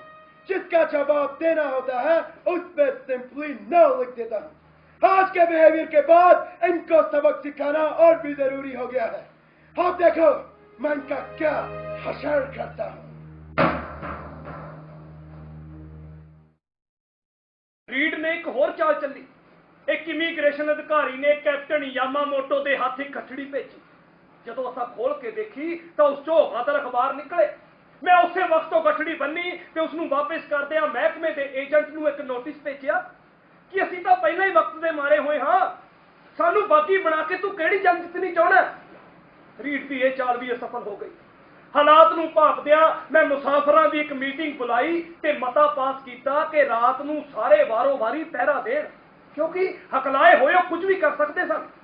19 ਜੁਲਾਈ 1914 ਨੂੰ ਰਾਤ 1:30 ਵਜੇ ਦੇ ਕਰੀਬ ਉਹੀ ਹੋਇਆ ਜਿਸ ਦਾ ਡਰ ਸੀ।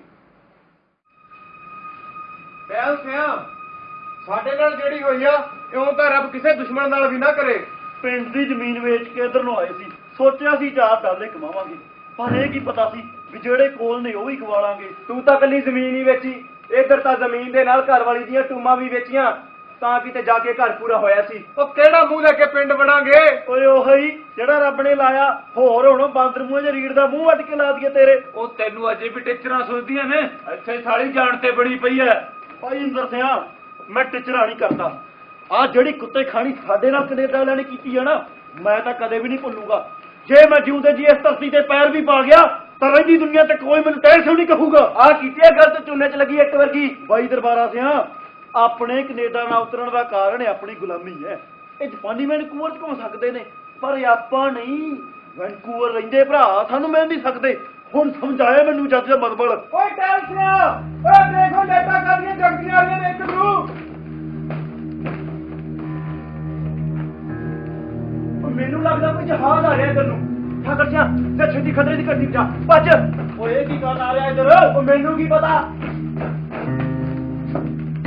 ਇਹ ਤਾਂ ਚੰਗੀ ਜਹਾਜ਼ ਹੈ, ਲੱਗਦਾ ਅੰਗਰੇਜ਼ਾਂ ਨੇ ਆਪਣੇ ਤੇ ਹਮਲਾ ਕਰਨ ਲਈ ਭੇਜਿਆ। ਅੱਜ ਰਣ ਵਿੱਚ ਜੂਝ ਮਰਦਾ ਫੇਰਾ ਆ ਗਿਆ ਸਾਥੀਓ, ਪਿੱਛੇ ਨਹੀਂ ਹਟਣਾ। ਓਏ ਸੋਨਿਹਾ ਕੀ ਹੋਇਆ ਗੁਰਮੁਖੋ? ਓਏ ਹਮਲਾ ਕਰਨ ਆਏ ਨੇ। ਦੇਖੋ ਕੋਈ ਏਦਾਂ ਦੀ ਗੱਲ ਨਾ ਹੋ ਜਾ ਜਿਹਦਾ ਜਾਮਾ ਫੋਨ ਫੁਕਤ ਨਾ ਪਵੇ। ਹੁਣ ਹੋਰ ਕੀ ਬਾਕੀ ਰਹਿ ਗਏ ਬਾਬਾ ਜੀ? ਬਾਬਾ ਜੀ ਤੁਸੀਂ ਇੱਧਰ ਆਓ। ਕੀ ਕਰ ਰਿਹਾ ਟਾਈਮ ਜਾਂ ਤੂੰ? ਤੁਹਾਡੀ ਸਲਾਮ ਦੀ ਜ਼ਰੂਰੀ ਹੈ, ਤੁਸੀਂ ਆਪਣੇ ਕੈਬਿਨ 'ਚ ਬੈਠੋ। ਮੇਰੀ ਗੱਲ ਤਾਂ ਸੁਣੋ। ਤੁਸੀਂ ਅੰਦਰ ਚਲੋ ਬਾਬਾ ਜੀ। ਮੇਰੀ ਗੱਲ ਤਾਂ ਸੁਣੋ। तुम अपना शिप यहाँ से ले जाओ, वरना अंजाम बहुत बुरा होगा। खबरदार, जे साडे जहाज दे नेड़े भी आए तां असली एक क्या हिंदुस्तानी अपने जहाज की राखी नहीं मार मिटांगे। मैं तुमको लास्ट वार्निंग दे रहा हूँ। चलो तक सानू 2 महीने का राशन पानी नहीं मिलता, असि ये तो नहीं हिलांगे। राशन पानी के बिना वापस जाना चंगा कि असि ये ही लड़के मार मिट गए। सब लाखों के भूत बातों से नहीं मानते। और रघुनाथ भाई, ਜਦੋਂ ਤੈਨੂੰ ਆਸਰਾ ਦਿੱਤਾ ਉਸੇ ਦੀ ਕੁੱਲੀ ਨੂੰ ਅੱਗ ਲਾਉਣ ਆ ਗਿਆ। ਰੋਜ਼ ਤੇਰੇ ਤੇ ਸੁੱਕਿਆ ਕਰਨਗੇ। ਫਾਇਰ! कॉमर्स जाओ, जहां से लोग मान दो, अभी खींच के समुद्र में छोड़ देते हैं। थल्लो कोड़ा टैक्सी पहुंचाओ जल्दी। सारे मुसाफिर 3 हिस्से में वंडे जाओ।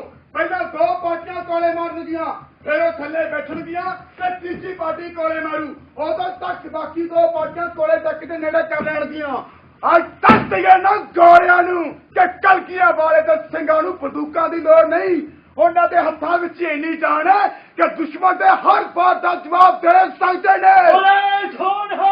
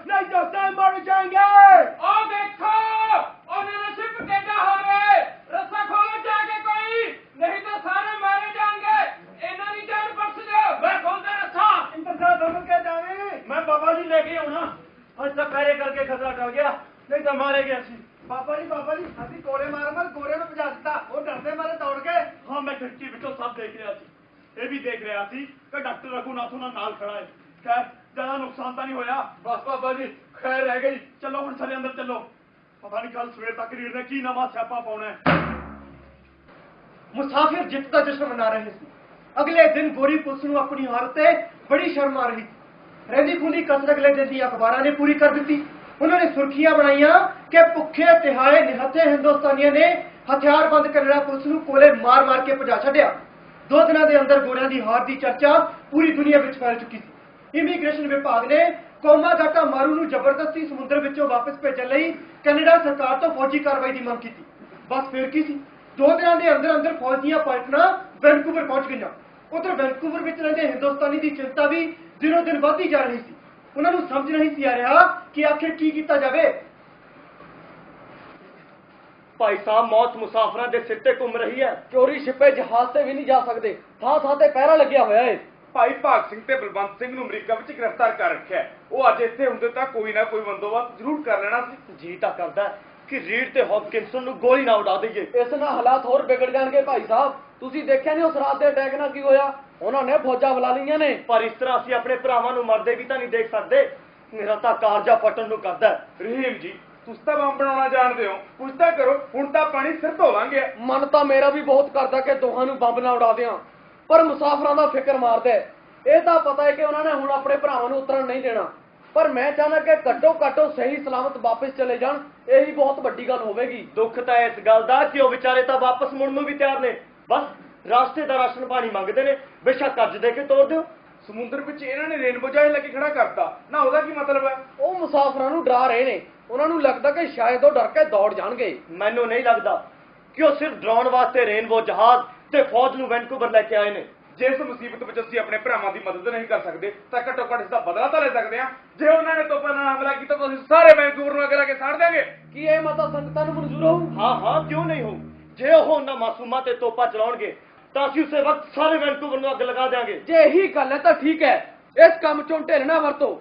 ਸਾਰੇ ਹਿੰਦੁਸਤਾਨੀਆਂ ਨੂੰ ਖੁਫੀਆ ਜਾਣਕਾਰੀ ਦੇ ਦਿਓ ਕਿ ਵੱਧ ਤੋਂ ਵੱਧ ਤੇਲ ਇਕੱਠਾ ਕਰਕੇ ਤੇ ਕੰਮ ਤੋਂ ਛੁੱਟੀ ਲੈ ਕੇ ਆਪਣੇ ਆਪਣੇ ਘਰੇ ਬੈਠਣ ਤਾਂ ਕਿ ਲੋੜ ਪੈਣ ਤੇ ਦਿੱਕਤ ਨਾ ਆਵੇ। ਇਸ ਕੰਮ ਵਾਸਤੇ ਸਾਰਿਆਂ ਨੂੰ ਸ਼ਹਿਰ ਦੇ ਅਲੱਗ-ਅਲੱਗ ਹਿੱਸੇ ਵੰਡ ਦਿੰਦੇ ਆ ਤਾਂ ਜੋ ਸ਼ਹਿਰ ਨੂੰ ਆਸਾਨੀ ਨਾਲ ਅੱਗ ਲਾਈ ਜਾ ਸਕੇ। ਠੀਕ ਹੈ ਸਾਥੀਓ, ਹੁਣ ਸਾਨੂੰ ਆਪਣੇ ਆਪਣੇ ਕੰਮ ਵਿੱਚ ਜੁਟਣਾ ਚਾਹੀਦਾ ਹੈ। ਸਮਾਂ ਪਹਿਲਾਂ ਹੀ ਬਹੁਤ ਘੱਟ ਹੈ। ਮੇਰੇ ਬਹਾਦਰ ਵੀਰੋ, ਸ਼ਹੀਦੀਆਂ ਪਾਉਣ ਦਾ ਵਕਤ ਆ ਗਿਆ। ਸਾਰਿਆਂ ਨੂੰ ਆਪਣੀਆਂ ਆਪਣੀਆਂ ਡਿਊਟੀਆਂ ਦਾ ਚੰਗੀ ਤਰ੍ਹਾਂ ਪਤਾ ਹੋਣਾ ਚਾਹੀਦਾ। ਰੇਨਬੋ ਜਹਾਜ਼ ਨੂੰ ਆਪਣੇ ਨੇੜੇ ਨਹੀਂ ਆਉਣ ਦੇਣਾ। ਪਹਿਲਾਂ ਵਾਂਗ 3 ਟੋਲੀਆਂ ਬਣਾਈਆਂ ਗਈਆਂ ਨੇ। ਪਹਿਲਾਂ ਕੋਲੇ ਨਾਲ ਹਮਲਾ ਹੋਊ। ਜੇ ਫੌਜੀ ਜਹਾਜ਼ ਧੱਕੇ ਨਾਲ ਚਲੇ ਤਾਂ ਤਲਵਾਰਾਂ ਬਰਛਾ ਨਾਲ ਲੜਿਆ ਜਾਊਗਾ।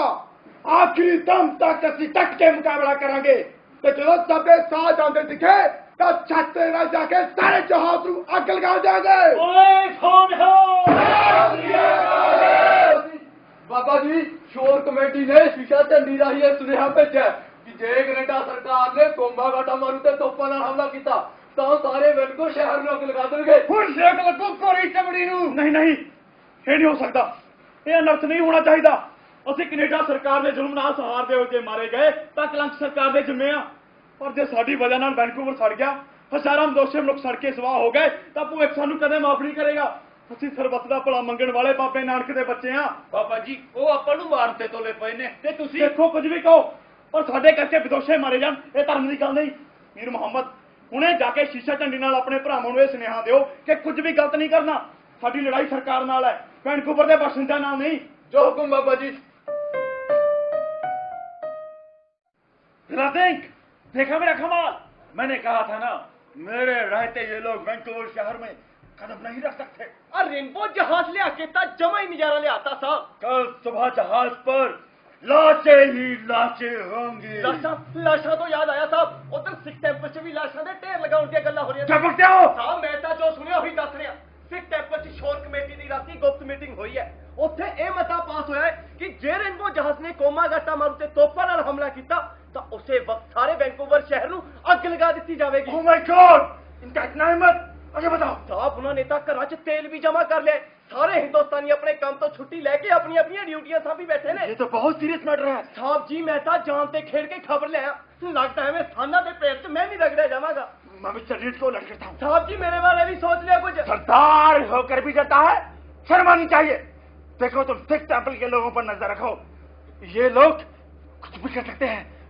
मुझे जाना चाहिए। ਮੁਸਾਫਰਾਂ ਨੇ ਹਮਲੇ ਦੀ ਤਿਆਰੀ ਨੂੰ ਦੇਖਦੇ ਹੋਏ ਨਵੇਂ ਸਿਰੇ ਤੋਂ ਵਿਉਂਤਬੰਦੀ ਕੀਤੀ। ਜਹਾਜ਼ ਦੇ ਡੈਕ ਤੇ ਕੋਲਾ ਜਮ੍ਹਾਂ ਕੀਤਾ ਗਿਆ। ਜਹਾਜ਼ ਦੇ ਅੰਦਰ ਲੱਕੜੀ ਦੇ ਮੋਰਚੇ ਬਣਾਏ ਗਏ। ਲੋਹਾ ਕੁੱਟ-ਕੁੱਟ ਕੇ ਤਲਵਾਰਾਂ ਤੇ ਨੇਜੇ ਤਿਆਰ ਕਰ ਲਏ ਗਏ। ਪੀਪਿਆਂ ਅੰਦਰ ਮਿਰਚਾਂ ਪੀਸ ਕੇ ਬਾਂਸ ਦੀਆਂ ਪਿਚਕਾਰੀਆਂ ਤੇ ਮਿੱਟੀ ਦੇ ਤੇਲ ਦੀਆਂ ਬੋਤਲਾਂ ਭਰ ਕੇ ਅੱਗ ਲਾਉਣ ਦੀ ਤਿਆਰੀ ਕੀਤੀ ਗਈ। 21 ਜੁਲਾਈ ਨੂੰ ਸਵੇਰੇ 7 ਵਜੇ ਦੇ ਕਰੀਬ 204 ਫੌਜੀਆਂ ਨੇ ਆ ਕੇ ਜਹਾਜ਼ ਨੂੰ ਘੇਰਾ ਪਾ ਲਿਆ। 8:15 ਵਜੇ ਦੇ ਕਰੀਬ ਰੇਨਬੋ ਜਹਾਜ਼ ਕਾਮਾਗਾਟਾ ਮਾਰੂ ਦੇ ਨੇੜੇ ਪਹੁੰਚਿਆ। 10 ਵਜੇ ਦੇ ਕਰੀਬ ਰੇਨਬੋ ਦੀਆਂ ਤੋਪਾਂ ਨੱਕੀਆਂ ਕੀਤੀਆਂ ਗਈਆਂ। ਹਜ਼ਾਰਾਂ ਅੰਗਰੇਜ਼ ਤਮਾਸ਼ਾ ਦੇਖਣ ਲਈ ਸਮੁੰਦਰ ਦੇ ਕੰਢੇ ਖੜੇ ਸੀ। ਉਹਨਾਂ ਚੋਂ ਇੱਕ ਨੇ ਵੀ ਹਾਰਾ ਨਾਰਾ ਨਹੀਂ ਮਾਰਿਆ। ਥੋੜੀ ਦੇਰ ਬਾਅਦ ਰੇਨਬੋ ਜਹਾਜ਼ ਤੋਂ ਇੱਕ ਚਿੱਠੀ ਆਈ। बाबा जी रेनबो जहाज तो ਤੁਹਾਡੇ ਲਈ ਇਹ ਚਿੱਠੀ ਆਈ ਹੈ। दलजीत खोल के पढ़ता सही। जी बाबा जी। तुमको 2 घंटे का टाइम दिया जाता है। अगर जिंदगी चाहिए तो 2 घंटों में यहाँ से चले जाओ, नहीं तो मरने के लिए तैयार हो जाओ। रेनबो की तोपें फिक्स कर दी गई हैं। दलजीत ਇਹਨਾਂ ਨੂੰ ਮੋੜਵਾ ਜਵਾਬ ਹੁਣੇ ਲਿਖ ਕੇ ਭੇਜ। ਲਿਖ, ਜੇ ਸਰਕਾਰ ਸਾਡੀਆਂ ਜ਼ਰੂਰੀ ਮੰਗਾਂ ਮੰਨਦੀ ਹੈ ਤਾਂ ਅਸੀਂ ਬਿਨਾਂ ਤਕਰਾਰਬਾਜ਼ੀ ਤੋਂ ਜਾਣ ਲਈ ਤਿਆਰ ਹਾਂ। ਸਾਡੇ ਕੋਲ ਅੰਨ ਦਾ ਦਾਣਾ ਵੀ ਨਹੀਂ ਹੈ ਤੇ ਬਿਨਾਂ ਰਾਸ਼ਨ ਤੋਂ 1.5 ਮਹੀਨੇ ਸਫ਼ਰ ਤੈਅ ਨਹੀਂ ਕਰ ਸਕਦੇ। ਰਾਸ਼ਨ ਲਏ ਬਿਨਾਂ ਅਸੀਂ ਇੱਥੋਂ ਹਿੱਲਣ ਵਾਲੇ ਨਹੀਂ ਤੇ ਨਾ ਹੀ ਕੋਈ ਕਾਨੂੰਨ ਸਾਨੂੰ ਇੰਜ ਕਰਨ ਲਈ ਮਜਬੂਰ ਕਰ ਸਕਦਾ ਹੈ। ਸਮੁੰਦਰ ਵਿੱਚ ਭੁੱਖੇ ਤੇ ਐਂ ਮਰਨ ਨਾਲ ਤਾਂ ਇੱਥੇ ਹੀ ਮਰਨਾ ਚੰਗਾ ਹੈ। ਨਾਲੇ ਇਹ ਵੀ ਲਿਖ ਕਿ ਮੌਤ ਦਾ ਡਰਾਵਾ ਕਿਸੇ ਹੋਰ ਨੂੰ ਦੇਣਾ। ਅਸੀਂ ਉਸ ਜਰਨੈਲ ਦੇ ਸਿਪਾਹੀ ਹਾਂ ਜਿਸ ਦਾ ਇੱਕ ਇੱਕ ਸਿੰਘ ਸਵਾ ਲੱਖ ਦੇ ਬਰਾਬਰ ਲੜਿਆ ਹੈ।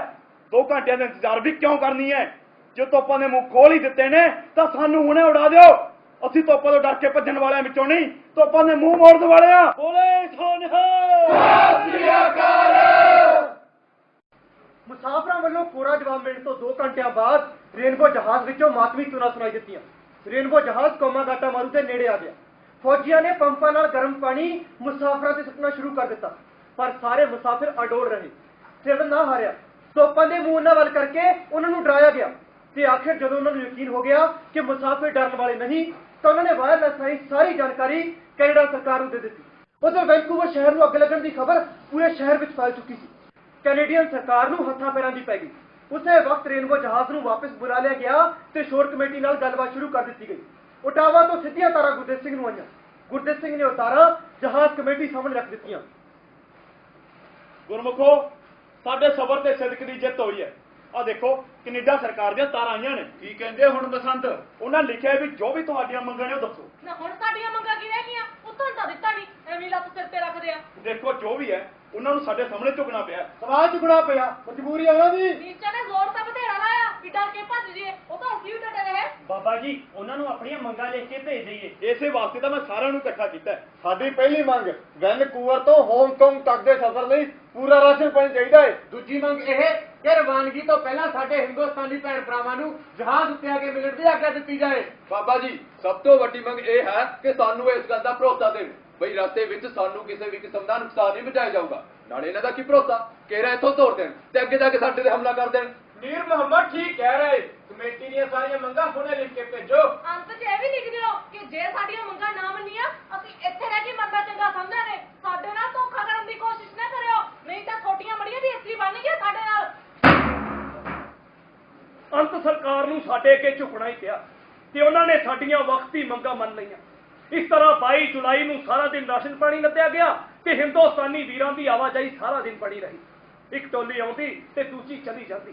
ਇੱਕ ਦੂਜੇ ਤੋਂ ਵਿਛੜੇ ਹੋਏ ਵੀਰ ਜੱਫੀਆਂ ਪਾ ਪਾ ਕੇ ਮਿਲਦੇ ਤੇ ਜਾਣ ਵਕਤ ਰੋਂਦੇ ਹੋਏ ਜੁਦਾ ਹੁੰਦੇ। ਉਸੇ ਸ਼ਾਮ ਭਾਈ ਹੁਸੈਨ ਰਹੀਮ ਤੇ ਮਿੱਤ ਸਿੰਘ ਆਪਣੇ ਕੁਝ ਸਾਥੀਆਂ ਨਾਲ ਸਾਨੂੰ ਮਿਲਣ ਆਏ ਸੀ। ਰਹੀਮ ਜੀ, ਜੋ ਤੁਸੀਂ ਸਾਡੇ ਲਈ ਕੀਤਾ ਉਹਦਾ ਮੈਂ ਦੇਣ ਨਹੀਂ ਦੇ ਸਕਦਾ। ਬਾਬਾ ਜੀ ਤੁਹਾਡੇ ਬਾਰੇ ਜਿਵੇਂ ਸੁਣਿਆ ਸੀ ਤੁਸੀਂ ਉਸ ਤੋਂ ਵੀ ਵੱਧ ਸਤਿਕਾਰ ਵਾਲੇ ਸ਼ਖਸ ਨਿਕਲੇ। ਸਾਡੇ ਕਾਰਨ ਤੁਹਾਨੂੰ ਕਿੰਨੀਆਂ ਮੁਸੀਬਤਾਂ ਦਾ ਸਾਹਮਣਾ ਕਰਨਾ ਪੈ ਰਿਹਾ ਭਾਈ ਸਾਹਿਬ। ਭਾਈ ਸਾਹਿਬ ਸਾਨੂੰ ਤਾਂ ਇਸ ਗੱਲ ਦਾ ਬਹੁਤ ਅਫਸੋਸ ਹੈ ਕਿ ਅਸੀਂ ਤੁਹਾਨੂੰ ਇੱਥੇ ਉਤਾਰ ਨਹੀਂ ਪਾਏ। ਇਹਦੇ ਵਿੱਚ ਤੁਹਾਡਾ ਕੋਈ ਦੋਸ਼ ਨਹੀਂ। ਇਹਦੀ ਅਸਲ ਦੋਸ਼ੀ ਤਾਂ ਹਿੰਦ ਸਰਕਾਰ ਤੇ ਕੈਨੇਡੀਅਨ ਸਰਕਾਰ ਨੇ। ਜੇ ਉਹ ਚਾਹੁੰਦੀਆਂ ਤਾਂ ਸਭ ਕੁਝ ਹੋ ਜਾਂਦਾ। ਵੈਨਕੂਵਰ ਦੇ ਸਾਰੇ ਹਿੰਦੁਸਤਾਨੀ ਵਿੱਚ ਇਸ ਗੱਲ ਨੂੰ ਲੈ ਕੇ ਭਾਰੀ ਰੋਸ ਹੈ ਕਿ ਅਸੀਂ ਇਸ ਬਾਰੇ ਚੁੱਪ ਨਹੀਂ ਬੈਠਾਂਗੇ। ਹਾਈ ਕੋਰਟ ਵਿੱਚ ਕੇਸ ਕਰਾਂਗੇ ਤਾਂ ਜੋ ਤੁਸੀਂ ਦੁਬਾਰਾ ਇੱਥੇ ਇੱਜ਼ਤ ਨਾਲ ਆ ਸਕੋ। ਅਸੀਂ ਇੱਥੋਂ ਮਾਇਆ ਇਕੱਠੀ ਕਰਕੇ ਤੁਹਾਨੂੰ ਭੇਜਾਂਗੇ। ਤੁਸੀਂ ਇਸੇ ਜਹਾਜ਼ ਨੂੰ ਖਰੀਦ ਕੇ ਕਲਕੱਤੇ ਤੋਂ ਸਿੱਧਾ ਵੈਨਕੂਵਰ ਆਣਾ। ਫੇਰ ਦੇਖਦੇ ਹਾਂ ਕੈਨੇਡਾ ਸਰਕਾਰ ਤੁਹਾਨੂੰ ਉਤਰਨ ਤੋਂ ਕਿਵੇਂ ਰੋਕਦੀ ਹੈ। ਨਹੀਂ ਨਹੀਂ ਰਹੀਮ ਜੀ, ਤੁਸੀਂ ਤਾਂ ਪਹਿਲੇ ਜਹਾਜ਼ ਦੀ ਕਿਸ਼ਤ ਚੁਕਾ ਕੇ ਐਡਾ ਵੱਡਾ ਅਹਿਸਾਨ ਕੀਤਾ ਹੈ। ਮੈਥੋਂ ਤੁਹਾਡਾ ਰੇਣ ਉਤਾਰ ਨਹੀਂ ਹੋਣਾ। ਬਾਬਾ ਜੀ ਇਹ ਤਾਂ ਸਾਡਾ ਫਰਜ਼ ਬਣਦਾ ਸੀ, ਬਲਕਿ ਸਾਨੂੰ ਤਾਂ ਦੁੱਖ ਹੈ ਕਿ ਜੋ ਕਰਨਾ ਸੀ ਉਹ ਤਾਂ ਕਰ ਹੀ ਨਹੀਂ ਸਕੇ। ਰਹੀਮ ਜੀ ਠੀਕ ਕਹਿ ਰਹੇ ਨੇ। ਤੁਸੀਂ ਹੁਣ ਜਾ ਕੇ ਕਲਕੱਤੇ ਤੋਂ ਸਿੱਧਾ ਜਹਾਜ਼ ਚਲਾਉਣਾ। ਪੈਸੇ ਦੀ ਫਿਕਰ ਤੁਸੀਂ ਬਿਲਕੁਲ ਵੀ ਨਾ ਕਰਨਾ। ਠੀਕ ਹੈ, ਜੇ ਤੁਸੀਂ ਕਹਿੰਦੇ ਹੋ ਤਾਂ ਮੈਂ ਇਹਨਾਂ ਭਾਗਿਆਂ ਲਈ ਫਿਰ ਇੱਕ ਕੋਸ਼ਿਸ਼ ਕਰਾਂਗਾ। ਪਹਿਲਾਂ ਤਾਂ ਜਾ ਕੇ ਹਿੰਦ ਸਰਕਾਰ ਉੱਤੇ ਆਪਣੇ ਹੋਏ ਨੁਕਸਾਨ ਦਾ ਕੇਸ ਕਰਾਂਗਾ। ਦਲਜੀਤ ਕਾਕਾ ਦੇਖ ਜਾ ਕੇ ਰਾਸ਼ਨ ਪਾਣੀ ਲੱਦਿਆ ਗਿਆ ਜਾਂ ਨਹੀਂ। ਜੀ ਬਾਬਾ ਜੀ। ਸਾਡੇ ਲਈ ਕੋਈ ਹੋਰ ਸੇਵਾ ਦੱਸੋ ਬਾਬਾ ਜੀ। ਬਸ ਹੋਰ ਕੁਝ ਨਹੀਂ ਚਾਹੀਦਾ। ਇਹ ਸਭ ਕੁਝ ਵੀ ਤੁਹਾਡੇ ਕਰਕੇ ਹੋਇਆ ਭਾਈ ਸਾਹਿਬ। ਜਿਸ ਨੇ ਤੁਹਾਡੇ ਰਾਹ ਵਿੱਚ ਰੋੜੇ ਵਿਛਾਏ ਨੇ ਅਸੀਂ ਉਸ ਨੂੰ ਬਖਸ਼ਾਂਗੇ ਨਹੀਂ। ਭਾਈ ਦੇਵਾ ਸਿੰਘ ਲੋਕੋਕੇ ਦੇ ਮਨ ਨੂੰ ਬਹੁਤ ਠੇਸ ਪਹੁੰਚੀ ਹੈ। ਉਸਨੇ ਇਹਨਾਂ ਨੂੰ ਸੋਧਣ ਦਾ ਮਨ ਬਣਾ ਲਿਆ। ਜੇਕਰ ਭਾਈ ਸਾਹਿਬ ਇਸ ਵੇਲੇ ਜੇਲ੍ਹ ਵਿੱਚ ਨਾ ਹੁੰਦੇ ਤਾਂ ਪਤਾ ਨਹੀਂ ਰੀੜ ਤੇ ਹੌਕਿੰਸਨ ਦਾ ਕੀ ਅਸਰ ਹੁੰਦਾ। ਬਾਬਾ ਜੀ ਸਾਰੇ ਸਾਥੀਆਂ ਨੂੰ ਇੱਕ ਵਾਰੀ ਬਾਹਰ ਆ ਲੈਣ ਦਿਓ, ਫੇਰ ਦੇਖੋ ਕਿਵੇਂ ਇਹਨਾਂ ਨੂੰ ਦੇਣੇ ਤਾਰੇ ਦਿਖਾਉਣੇ ਆ। ਬਾਬਾ ਜੀ ਸਾਰਾ ਸਮਾਨ ਆ ਗਿਆ ਹੈ ਤੇ ਕੈਪਟਨ ਵੀ ਤਿਆਰ ਹੈ। ਠੀਕ ਹੈ, ਲਓ ਰੱਬ ਦਾ ਨਾਂ ਤੇ ਚੱਲੇ ਪਾਈਏ। ਜਲਦੀ ਹੀ ਤੁਸੀਂ ਵਾਪਸ ਆਵੋਗੇ ਬਾਬਾ ਜੀ। ਅੱਛਾ ਬਾਬਾ ਜੀ, ਪੁੱਛਦਾ ਹੀ ਖਬਰ ਕਰ ਦੇਣਾ। ਵਾਹਿਗੁਰੂ ਜੀ ਕਾ ਖਾਲਸਾ ਵਾਹਿਗੁਰੂ ਜੀ ਕੀ ਫਤਿਹ। ਕੱਖਾਂ ਤੋਂ ਹੋਰੇ ਹੋ ਗਏ ਤੁਰ ਪਏ ਸੋ ਨਿਤਾਣੇ ਬਈ ਵੈਰ ਤਾਂ ਵੈਰ ਹੀ ਹੁੰਦੇ ਕਹਿੰਦੇ ਨੇ ਸੱਚ ਸਿਆਣੇ ਆਪਣੀ ਸਰਕਾਰ ਦੇ ਬਾਝੋਂ ਆਪਣੀ ਸਰਕਾਰ ਦੇ ਬਾਝੋਂ ਸੁਣਦਾ ਦੁੱਖ ਕੋਈ ਨਾ ਸਾਡਾ ਪਰਦੇਸੀਆਂ ਦਾ ਦੇਸ਼ ਕੋਈ ਨਾ ਸਾਡਾ ਪਰਦੇਸੀਆਂ ਦਾ ਦੇਸ਼ ਕੋਈ ਨਾ ਦੇਸ਼ ਪੈਣ ਤੱਕੇ ਪਰਦੇਸ ਕੋਈ ਨਾ ਦੇਸ਼ ਪੈਣ ਤੱਕੇ ਪਰਦੇਸ ਕੋਈ ਨਾ ਸਾਡਾ ਪਰਦੇਸੀਆਂ ਦਾ ਦੇਸ਼ ਕੋਈ ਨਾ ਸਾਡਾ ਪਰਦੇਸੀਆਂ ਦਾ ਦੇਸ਼ ਕੋਈ ਨਾ। ਆਖਿਰ ਪੂਰੇ 2 ਮਹੀਨੇ ਦੀ ਸਮੁੰਦਰੀ ਜੇਲ੍ਹ ਤੋਂ ਬਾਅਦ 23 ਜੁਲਾਈ 1914 ਨੂੰ ਸਵੇਰੇ 5 ਵਜੇ ਕੌਮਾਗਾਟਾ ਮਾਰੂ ਨੇ ਵੈਨਕੂਵਰ ਦੀ ਖਾੜੀ ਨੂੰ ਅਲਵਿਦਾ ਕਹਿ ਦਿੱਤਾ। ਵਾਪਸ ਆਉਣ ਵੇਲੇ ਮੁਸਾਫਰਾਂ ਨੇ ਆਪਣੀਆਂ ਚੱਪਲਾਂ ਤੇ ਜੁੱਤੀਆਂ ਇਮੀਗ੍ਰੇਸ਼ਨ ਵਾਲਿਆਂ ਨੂੰ ਦਿਖਾ ਕੇ ਆਪਣਾ ਰੋਸ ਪ੍ਰਗਟ ਕੀਤਾ। ਆਖਿਰ 16 ਅਗਸਤ 1914 ਨੂੰ 25 ਦਿਨਾਂ ਬਾਅਦ ਜਹਾਜ਼ ਯੋਕੋਹਾਮਾ ਪਹੁੰਚਿਆ। ਇੱਥੇ ਉਹ 2 ਦਿਨਾਂ ਲਈ ਰੁਕੇ ਸਨ। ਇੱਥੇ ਉਹਨਾਂ ਨੂੰ ਗਦਰ ਪਾਰਟੀ ਦੇ ਪ੍ਰਧਾਨ ਸੋਹਣ ਸਿੰਘ ਭਕਨਾ ਮਿਲਣ ਆਏ। ਮੇਰੇ ਹਿੰਦੁਸਤਾਨੀ ਵੀਰੋ, ਜੋ ਤੁਹਾਡੇ ਨਾਲ ਕੈਨੇਡਾ ਵਿੱਚ ਹੋਇਆ ਉਸ ਦਾ ਮੈਨੂੰ ਦੁੱਖ ਹੈ।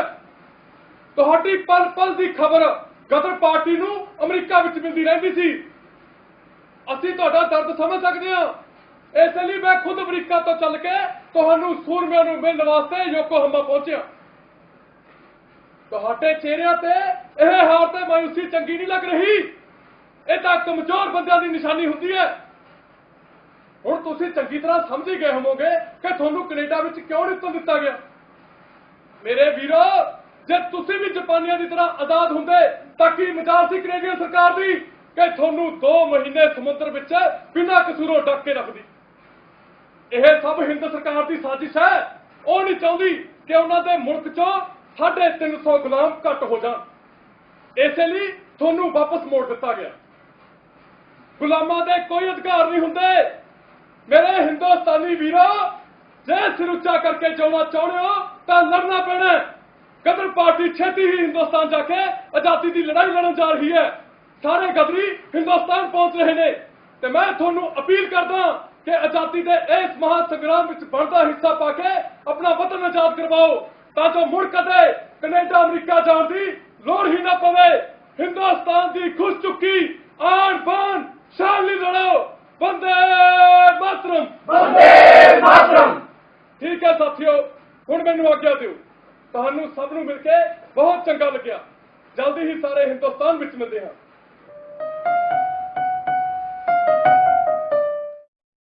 ਹਿੰਦ ਸਰਕਾਰ ਨੇ ਗੁਰਦਿੱਤ ਸਿੰਘ ਨੂੰ ਆਪਣੀ ਰਿਪੋਰਟ ਵਿੱਚ ਇਹ ਕਹਿ ਕੇ ਬਾਗੀ ਕਰਾਰ ਦਿੱਤਾ ਕਿ ਉਸਨੇ ਮੁਸਾਫਰਾਂ ਨੂੰ ਹਥਿਆਰ ਵੰਡੇ ਅਤੇ ਹਿੰਦ ਸਰਕਾਰ ਦੇ ਖਿਲਾਫ ਵਿਦਰੋਹ ਲਈ ਉਕਸਾਇਆ।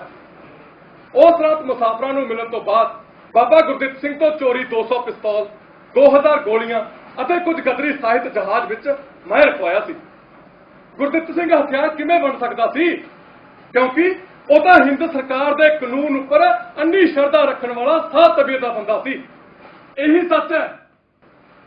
ਮੈਨੂੰ ਹਥਿਆਰਾਂ ਬਾਰੇ ਉਦੋਂ ਪਤਾ ਲੱਗਿਆ ਜਦੋਂ ਮੈਂ ਇੱਕ ਮੁਸਾਫਰ ਨੂੰ ਇੱਕ ਜਾਪਾਨੀ ਕੋਲੋਂ ਕੋਬੇ ਦੀ ਬੰਦਰਗਾਹ ਤੇ ਪਿਸਤੌਲ ਲੈਂਦੇ ਵੇਖਿਆ। ਮੈਂ ਸਾਰਿਆਂ ਨੂੰ ਆਉਣ ਵਾਲੇ ਖਤਰੇ ਬਾਰੇ ਦੱਸਿਆ ਕਿ ਅੱਗੇ ਜਾ ਕੇ ਜਹਾਜ਼ ਦੀ ਤਲਾਸ਼ੀ ਵੀ ਹੋ ਸਕਦੀ ਹੈ। ਮੁਸਾਫਰਾਂ ਨੇ ਮੇਰੀ ਗੱਲ ਮੰਨ ਕੇ ਸਾਰੇ ਹਥਿਆਰ ਤੇ ਗਦਰੀ ਸਾਹਿਤ ਸਮੁੰਦਰ ਵਿੱਚ ਸੁੱਟ ਦਿੱਤੇ। ਉਹਨਾਂ ਨੂੰ ਗਦਰੀ ਸਾਹਿਤ ਹੱਥੋਂ ਚਲੇ ਜਾਣ ਦਾ ਦੁੱਖ ਸੀ, ਪਰ ਮੈਂ ਮਜਬੂਰ ਸਾਂ ਤੇ ਆਉਣ ਵਾਲੇ ਖਤਰੇ ਨੂੰ ਟਾਲਣ ਲਈ ਸਭ ਕੁਝ ਕਰ ਰਿਹਾ ਸਾਂ। ਇਸ ਤੋਂ ਵੀ ਜ਼ਿਆਦਾ ਦੁੱਖ ਉਹਨਾਂ ਨੂੰ ਪਿਸਤੌਲ ਤੇ ਗੋਲੀਆਂ ਚਲੇ ਜਾਣ ਦਾ ਸੀ। ਯੋਕੋਹਾਮਾ ਤੋਂ 19 ਅਗਸਤ ਨੂੰ ਚੱਲ ਕੇ ਕੋਮਾਗਾਟਾ ਮਾਰੂ 21 ਅਗਸਤ ਨੂੰ ਕੋਬੇ ਪਹੁੰਚਿਆ। ਹਿੰਦ ਸਰਕਾਰ ਵੱਲੋਂ ਮੁਸਾਫਰਾਂ ਦੇ ਕੋਬੇ ਤੋਂ ਹਿੰਦੁਸਤਾਨ ਤੱਕ ਦੇ ਰਾਸ਼ਨ ਪਾਣੀ ਦੇ ਖਰਚੇ ਲਈ 9000 ਜੈਨ ਦਾ ਚੈੱਕ ਭੇਜਿਆ ਗਿਆ। 16 ਸਤੰਬਰ ਨੂੰ ਜਹਾਜ਼ ਸਿੰਗਾਪੁਰ ਪਹੁੰਚਿਆ, ਪਰ ਇੱਥੇ ਵੀ ਉਹਨਾਂ ਨੂੰ ਬੰਦਰਗਾਹ ਤੋਂ 3 ਮੀਲ ਦੂਰ ਰੋਕ ਦਿੱਤਾ ਗਿਆ। 3 ਦਿਨ ਜਹਾਜ਼ ਸਿੰਗਾਪੁਰ ਅਟਕਿਆ ਰਿਹਾ। ਹਿੰਦ ਸਰਕਾਰ ਨੇ ਸਿੰਗਾਪੁਰ ਹਦਾਇਤ ਦਿੱਤੀ ਹੋਈ ਸੀ ਕਿ ਕੋਮਾਗਾਟਾ ਮਾਰੂ ਨੂੰ ਸਿੱਧਾ ਮਦਰਾਸ ਬੰਦਰਗਾਹ ਵੱਲ ਭੇਜਿਆ ਜਾਵੇ, ਪਰ ਮੁਸਾਫਿਰ ਮਦਰਾਸ ਜਾਣਾ ਨਹੀਂ ਸੀ ਚਾਹੁੰਦੇ ਤੇ ਉਹ ਕਲਕੱਤੇ ਜਾਣ ਦੀ ਜਿੱਦ ਤੇ ਅੜ ਗਏ। ਆਖਿਰ 19 ਸਤੰਬਰ ਨੂੰ ਜਹਾਜ਼ ਸਿੰਗਾਪੁਰ ਤੋਂ ਕਲਕੱਤੇ ਵੱਲ ਨੂੰ ਚੱਲ ਪਿਆ। 26 ਸਤੰਬਰ ਨੂੰ ਉਹ ਕਲਕੱਤੇ ਨੇੜੇ ਪਹੁੰਚੇ। ਕਲਕੱਤੇ ਤੋਂ 70 ਮੀਲ ਦੂਰ ਕਲਪੀ ਦੇ ਨੇੜੇ ਉਹਨਾਂ ਨੂੰ ਇੱਕ ਬੋਟ ਨੇ ਰੋਕ ਲਿਆ।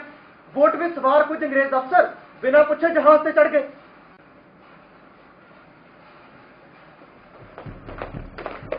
तुम में से गुरदीप सिंह कौन है? ਦੱਸੋ ਜੀ ਕੀ ਕੰਮ ਹੈ? क्या तुम गुरदीप सिंह हो? ਜੀ ਨਹੀਂ, ਉਹ ਅੰਦਰ ਆਪਣੇ ਕੈਬਿਨ ਵਿੱਚ ਨੇ। जाओ उसको बुला कर लाओ।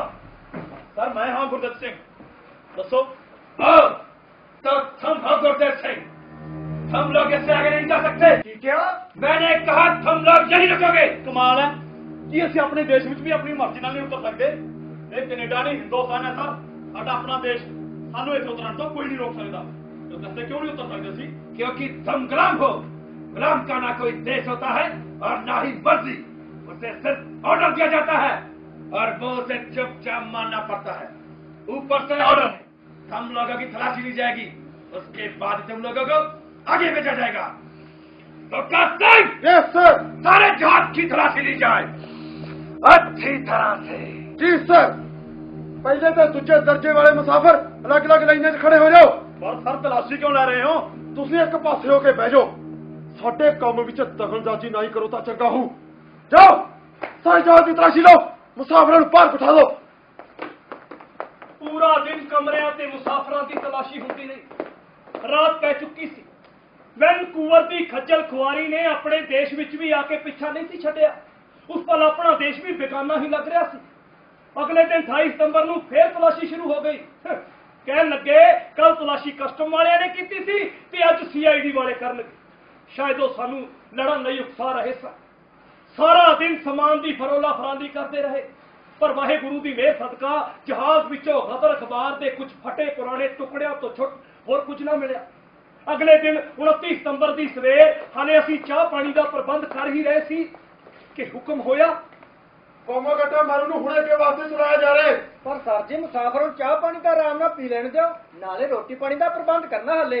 ਅੱਜ ਰੋਟੀ ਪਾਣੀ ਬਣਾਉਣ ਦੀ ਖੇਚਲ ਨਾ ਕਰੋ, ਤੁਹਾਡੇ ਪੋਤੇ ਨੂੰ ਅੱਗੇ ਲੰਗਰ ਤਿਆਰ ਹੋਊਗਾ। ਪੱਕੀ ਗੱਲ ਹੈ ਜੀ? ਹਾਂ ਬਈ, ਇਹ ਤਾਂ ਸਿੰਘ ਆ, ਝੂਠ ਕਿਉਂ ਬੋਲੇਗਾ? ਵੇ ਵੀਰਾ, ਹੁਣ ਤਾਂ ਸਾਨੂੰ ਆਪਣੇ ਤੇ ਵੀ ਭਰੋਸਾ ਨਹੀਂ ਰਿਹਾ। ਇਹਨਾਂ ਗੋਰਿਆਂ ਨੇ ਇੰਨਾ ਖੱਜਲ ਕਰਿਆ। ਕੀ ਦੱਸੀਏ ਭਰਾਵਾ, ਪੂਰੇ 6 ਮਹੀਨੇ ਹੋ ਗਏ ਧਰਤੀ ਦੇਖੀ ਨੂੰ। ਚਲੋ ਅੱਜ ਇੱਜ਼ਤ ਨਾਲ ਧਰਤੀ ਤੇ ਵੀ ਪੈਰ ਪਾ ਲਾਂਗੇ। ਮੈਨੂੰ ਤਾਂ ਦਾਲ ਚ ਕਾਲਾ ਲੱਗਦਾ ਕੁਛ। ਕੋਈ ਨਾ, ਦੇਖਦੇ ਆ। ਹੁਣ ਕੈਪਟਨ ਨੂੰ ਕਹੋ ਕਿ ਜਲਦੀ ਜਹਾਜ਼ ਤੋਰੇ। 29 ਸਤੰਬਰ 1914 ਨੂੰ ਜਹਾਜ਼ ਕਲਕੱਤੇ ਵੱਲ ਨੂੰ ਤੁਰ ਪਿਆ। ਕਾਫੀ ਪੁਲਿਸ ਅਫਸਰ ਤਾਂ ਜਹਾਜ਼ ਦੇ ਵਿੱਚ ਹੀ ਸਨ। ਇਸ ਤੋਂ ਵੱਖ ਪੁਲਿਸ ਦੀ ਇੱਕ ਬੋਟ ਜਹਾਜ਼ ਦੇ ਨਾਲ ਨਾਲ ਆ ਰਹੀ ਸੀ। ਅਚਾਨਕ ਜਹਾਜ਼ ਰੁਕ ਗਿਆ, ਪਰ ਇਹ ਤਾਂ ਕਲਕੱਤਾ ਨਹੀਂ ਸੀ। ਇਹ ਤਾਂ ਕਲਕੱਤੇ ਤੋਂ 16-17 ਮੀਲ ਦੂਰ ਬਜ-ਬਜ ਘਾਟ ਸੀ। ਜਹਾਜ਼ ਘਾਟ ਦੇ ਨਾਲ ਲਾ ਕੇ ਉਤਰਨ ਲਈ ਫੱਟਾ ਸੁੱਟ ਦਿੱਤਾ ਗਿਆ। ਚਾਰੇ ਪਾਸੇ ਪੁਲਿਸ ਹੀ ਪੁਲਿਸ ਖੜੀ ਸੀ। ਸਰ ਹੁਣ ਜਹਾਜ਼ ਇੱਥੇ ਕਿਉਂ ਰੋਕਿਆ ਗਿਆ ਹੈ?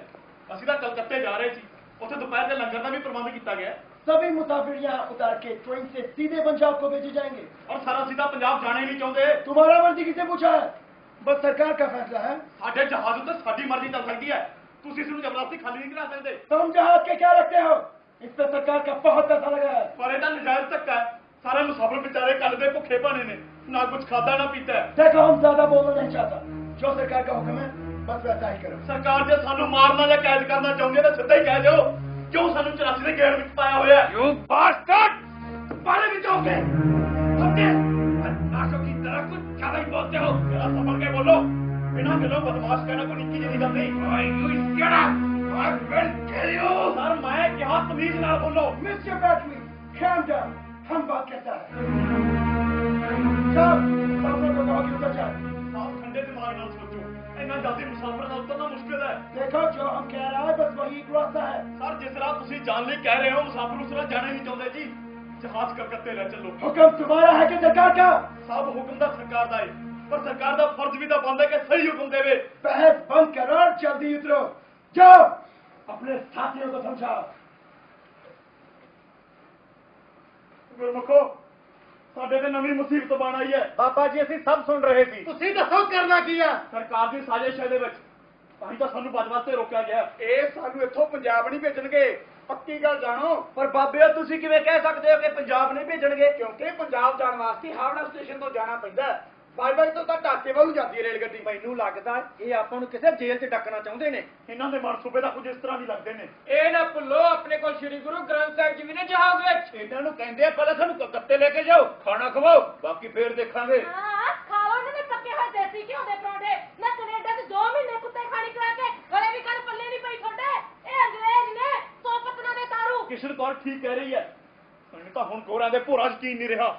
जल्दी उतर जाओ, नहीं तो मारे जाओगे। काम तुम कर सक 15 मिनट का टाइम देता है। देखो जो भी फैसला करना पड़े जल्दी करना पड़े, समा बहुत घट है। जो लोग नहीं उतरेंगे जहाज ने वापस ले जाएगा और वो भी मारे जाएंगे। ਬਾਬਾ ਜੀ ਮੇਰੀ ਮੰਨੋ, ਆਪ ਉੱਤਰ ਹੀ ਜਾਈਏ। ਹੁਣ ਕੋਈ ਚਾਰਾ ਨਹੀਂ ਬਚਿਆ। ਬਾਬਾ ਜੀ ਆਪਣੇ ਕੋਲੇ ਹਥਿਆਰ ਵੀ ਹੈ ਨਹੀਂ ਜਿਹੜਾ ਇਹਨਾਂ ਦਾ ਮੁਕਾਬਲਾ ਕਰ ਸਕੀਏ। ਜਿਵੇਂ ਤੁਸੀਂ ਠੀਕ ਸਮਝੋ। जहाज जाता है, बस 1 मिनट बाकी है। वाहेगुरु, ये केड़ा इम्तिहान ले रहा है? हम लोग उतर जाओ, सामान पीछे पुलिस उतारेगी। ਸੰਗਤੋ, ਮੈਨੂੰ ਲੱਗਦਾ ਸਾਨੂੰ ਸ੍ਰੀ ਗੁਰੂ ਗ੍ਰੰਥ ਸਾਹਿਬ ਜੀ ਨੂੰ ਲੈ ਕੇ ਜਹਾਜ਼ ਵਿੱਚ ਉਤਰ ਜਾਣਾ ਚਾਹੀਦਾ ਹੈ। ਇਸੇ ਵਿੱਚ ਹੀ ਆਪਣਾ ਭਲਾ ਹੈ। ਚਲੋ ਚੱਲੀਏ।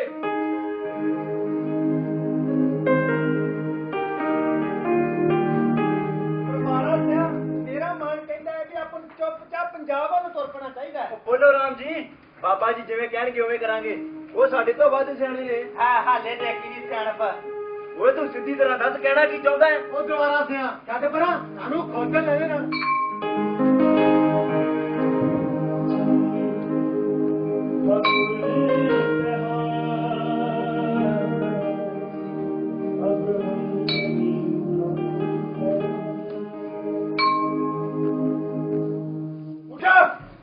जल्दी से ट्रेन में बैठो। ਪਹਿਲਾਂ ਸਾਨੂੰ ਖਾਣਾ ਦਿਓ, ਅਸੀਂ ਸਵੇਰ ਦੇ ਭੁੱਖਣ ਭਾਣੇ ਆ। ਤੁਸੀਂ ਆਪੇ ਕਿਹਾ ਸੀ ਕਿ ਅੱਗੇ ਚੱਲ ਕੇ ਲੰਗਰ ਤਿਆਰ ਹੋ। ਹੁਣ ਪਹਿਲਾਂ ਸਾਨੂੰ ਰੋਟੀ ਖਵਾਓ, ਬਾਕੀ ਗੱਲ ਬਾਅਦ ਚ ਕਰਾਂਗੇ। ज्यादा बातें मत करो, चुपचाप ट्रेन में बैठो। ਸਾਬ ਰੱਬ ਦੇ ਵਾਸਤੇ ਸਾਨੂੰ ਮਰਿਆਂ ਨੂੰ ਹੋਰ ਨਾ ਮਾਰੋ। ਸਫ਼ਰ ਤੇ ਭੁੱਖ ਨਾਲ ਅਸੀਂ ਝੰਬੇ ਪਏ ਆ। ਸਾਡੇ ਤੇ ਨਾ ਸਹੀ ਘੱਟੋ ਘੱਟਾ ਜਵਾਕਾਂ ਦੀ ਤਰਸ ਖਾ ਲਓ। ਇਹਨਾਂ ਦਾ ਕੀ ਕਸੂਰ ਆ ਵਿਚਾਰਿਆਂ ਦਾ? ਭੁੱਖ ਨਾਲ ਵਿਲਕ ਰਹੇ ਨੇ। ਤੁਹਾਡੇ ਅੱਗੇ ਹੱਥ ਜੋੜਦਾ, ਸਾਨੂੰ ਹੋਰ ਪਰੇਸ਼ਾਨ ਨਾ ਕਰੋ। आखिर तुम चाहते क्या हो? साहब ਅਸੀਂ ਸ਼੍ਰੀ ਗੁਰੂ ਗ੍ਰੰਥ ਸਾਹਿਬ ਜੀ ਨੂੰ ਕਲਕੱਤੇ ਗੁਰਦੁਆਰੇ ਪਹੁੰਚਾਉਣਾ ਚਾਹੁੰਦੇ ਹਾਂ। ਸਰ ਮੁਸਾਫਰਾਂ ਨੇ ਨਾਲੇ ਇੱਕ ਦੂਜੇ ਨਾਲ ਆਪਣਾ ਹਿਸਾਬ ਕਿਤਾਬ ਵੀ ਕਰਨਾ ਤੇ ਕਲਕੱਤੇ ਅਸੀਂ ਕਿਸੇ ਚੰਗੇ ਵਕੀਲ ਨੂੰ ਵੀ ਮਿਲਣਾ ਚਾਹੁੰਦੇ ਹਾਂ। ਤੇ ਦੂਜਾ ਮੈਂ ਕੋਮਾ ਗਾਟਾ ਮਾਰੂ ਜਹਾਜ਼ ਖਰੀਦਣ ਲਈ ਕੰਪਨੀ ਨਾਲ ਵੀ ਗੱਲ ਕਰਨੀ ਹੈ। ओ, तो तुम कोमा गाटा मारू जहाज खरीदना चाहते हो?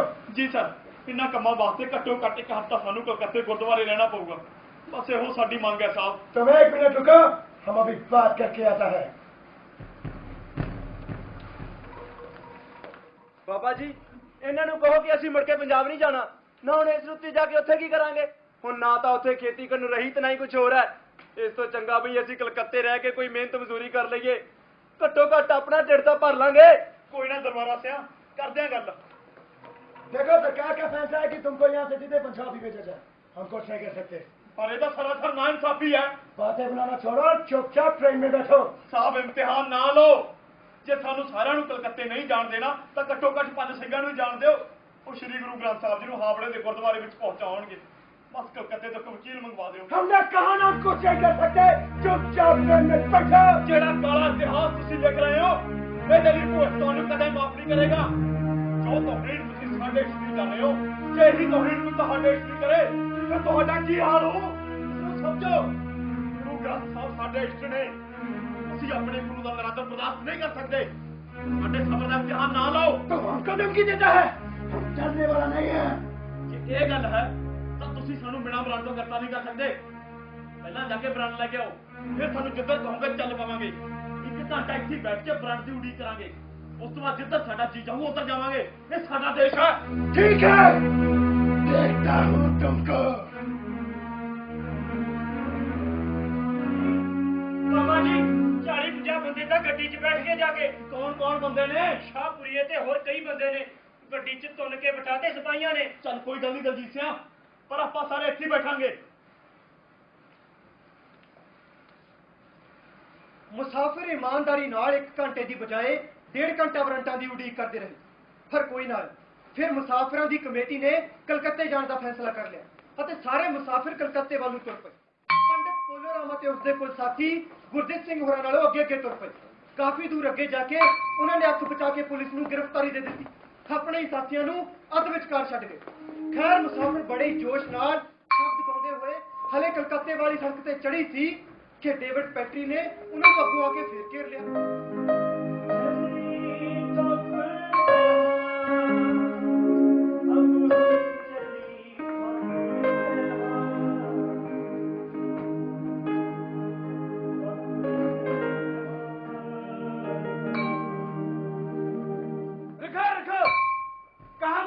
चले जा रहे हो?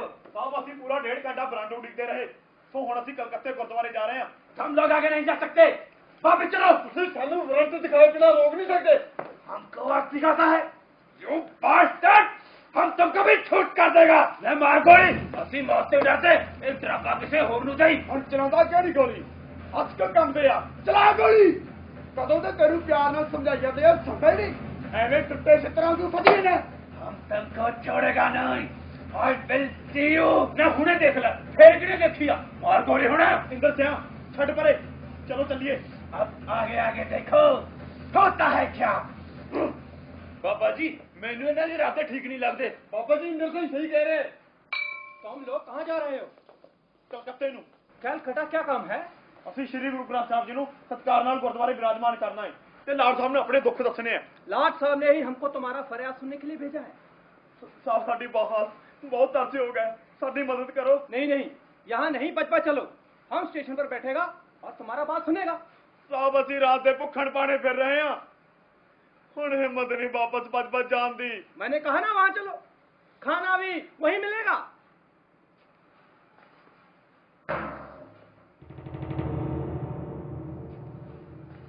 ਬਾਬਾ ਜੀ ਸਾਡੀ ਤਾਂ ਨਿਹਾਤ ਹੋਈ ਪਈ ਹੈ, ਇਹਨਾਂ ਨੂੰ ਕਹੋ ਹੁਣ ਤਾਂ ਤੋਂ ਹੋਰ ਨਹੀਂ ਤੁਰਿਆ ਜਾਂਦਾ। अब खड़ा खड़ा मेरा मुंह क्या देखता है? वापस चला। चला चलो संगतो, पिछे मुड़न विच ही भलाई है। बज बज ते लिया सानू तू दे दे पशुआं वांगू। गई बज बज ते लिया सानू तू दे दे पशुआं वांगू। किहासी जोत पानी आरी सी समझी सानू। गई किहासी जोत पानी आरी सी समझी सानू। गुलामी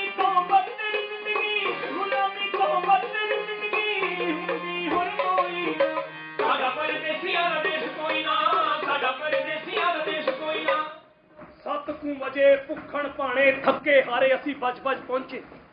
ਮੰਜੀ ਸਾਹਿਬ ਸਜਾਈ, ਸ਼੍ਰੀ ਗੁਰੂ ਗ੍ਰੰਥ ਸਾਹਿਬ ਜੀ ਨੂੰ ਬਿਰਾਜਮਾਨ ਕੀਤਾ ਤੇ ਆਪ ਪੁੰਜੇ ਹੀ ਬੈਠ ਗਏ। ਬਜ-ਬਜ ਘਾਟ ਛਾਉਣੀ ਵਿੱਚ ਤਬਦੀਲ ਹੋ ਚੁੱਕਿਆ ਸੀ।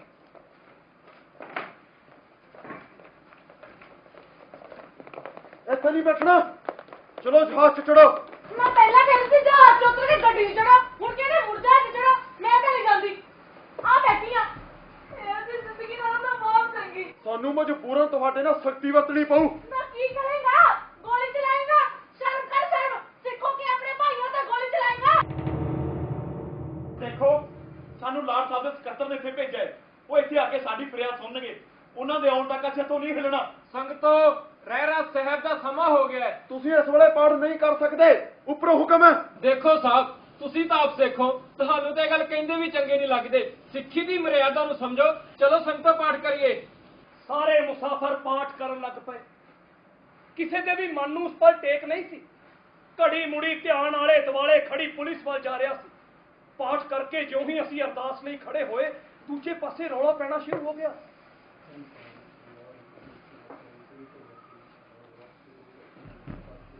सर, कुर्ते को खींचकर बाहर निकालो। Yes sir.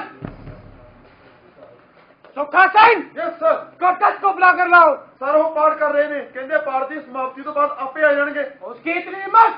ਸਰ ਸਿੱਖ ਮਰਿਆਦਾ ਅਨੁਸਾਰ ਅਰਦਾਸ ਸਮੇਂ ਕੋਈ ਗੱਲ ਨਹੀਂ ਕੀਤੀ ਜਾਂਦੀ, ਉਹ ਆਪੇ ਆਜੂ। ਤੁਸੀਂ ਥੋੜਾ ਜਿਹਾ ਇੰਤਜ਼ਾਰ ਕਰ ਲਓ। अभी इनकी मर्यादा भंग करता हूँ। करदार सिंह, जल्दी बाहर आओ। ਓਏ, ਤੈਨੂੰ ਕਹਿਣਾ ਅਰਦਾਸ ਹੋ ਲੈਂਦੇ। ਅਰਦਾਸ ਉਚਾਲੇ ਛੱਡਣੀ ਮਰਿਆਦਾ ਦੀ ਹੋਣਾ ਤੇ। I don't care। ਤੁਹਾਡੇ ਅੱਗੇ ਹੱਥ ਜੋੜਦੇ ਆ ਸਰ ਜੀ, ਸਾਡਾ ਇਮਤਿਹਾਨ ਨਾ ਲਓ। ਬਾਬਾ ਜੀ ਆਪੇ ਆ ਜਾਣਗੇ। 2 ਮਿੰਟ ਦੀ ਤਾਂ ਗੱਲ ਹੈ ਬਸ। ਮੁਝੇ ਔਰ ਦੇ ਬਲੋੜੀ ਇੰਡੀਅਨ। ਤੈਨੂੰ ਇੱਕ ਵਾਰੀ ਕਹੇ ਤਾਂ ਸੁਣਦਾ ਨਹੀਂ। ਅਰਦਾਸ ਹੋ ਲੈਣ ਤੇ ਡਾਂਗ ਮਾਰ ਕੇ ਖੰਭੜ ਪਾੜ ਦੂੰ। ਪਾਣੀ ਨਹੀਂ ਮੰਗਣਾ ਮੁੜ ਕੇ। ਯੂ ਬਲਡੀ ਬਾਸਟਰਡ। ਕੁੱਤੇ ਤੇਰੀ ਤਰ੍ਹਾਂ।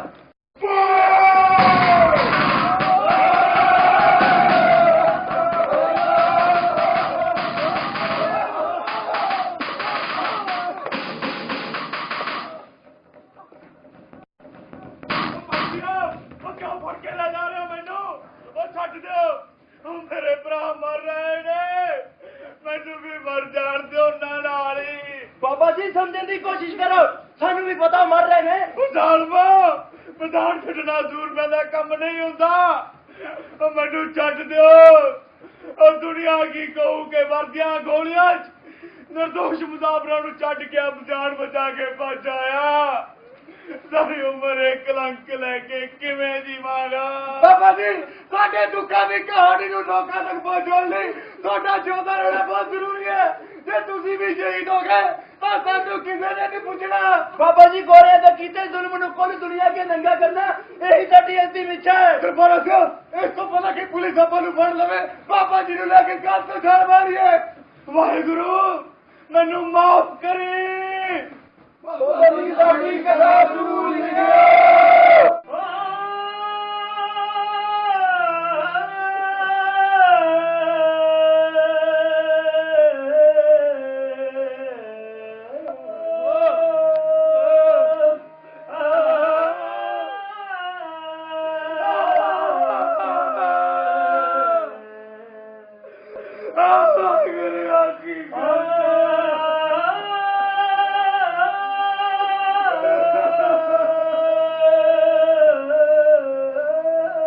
ਜਹਾਜ਼ ਲੈ ਕੇ ਜਾਣ ਤੋਂ ਪਹਿਲਾਂ ਮੈਂ ਦਰਬਾਰ ਸਾਹਿਬ ਵਿੱਚ ਮਾਇਆ ਜਮਾ ਕਰਵਾ ਕੇ ਗਿਆ ਸਾਂ ਕਿ ਹਰ ਰੋਜ਼ ਮੇਰੇ ਨਾਮ ਦੀ ਅਰਦਾਸ ਕੀਤੀ ਜਾਵੇ।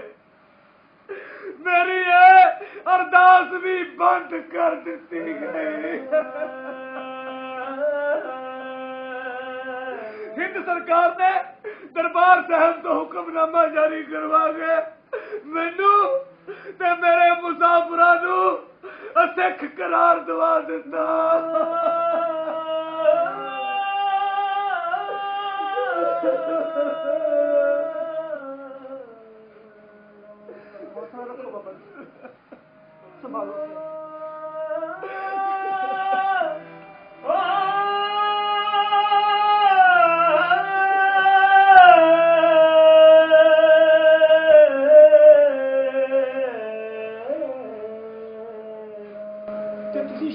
ਫਿਲਮੀ ਕਥਾ ਨੂੰ ਲਿਖਣ ਲਈ ਹੀ ਬਚੇ ਸੀ ਬਾਬਾ ਜੀ।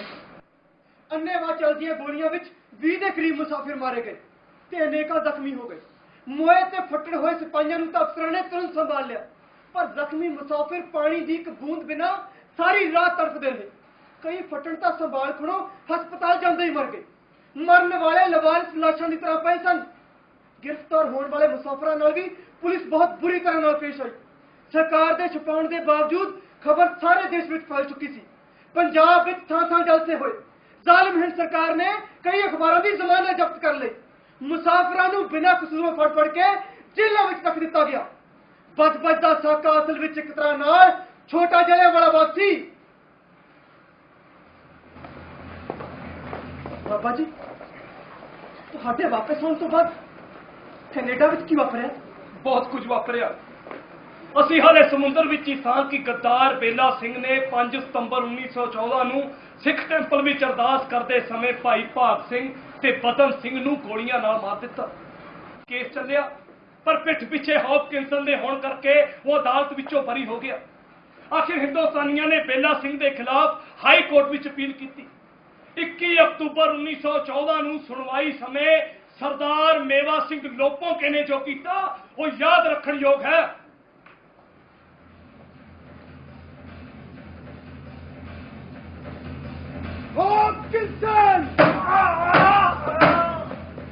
याद रखी, तेनू एक गुलाम ने मारा। तू भुल गया सी कि गुलाम भी एक मनुख हुंदा, उस अंदर भी अणख हुंदी है जो कदे भी जाग सकती है।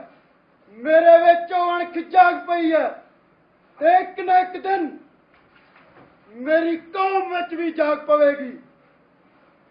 वाहेगुरु।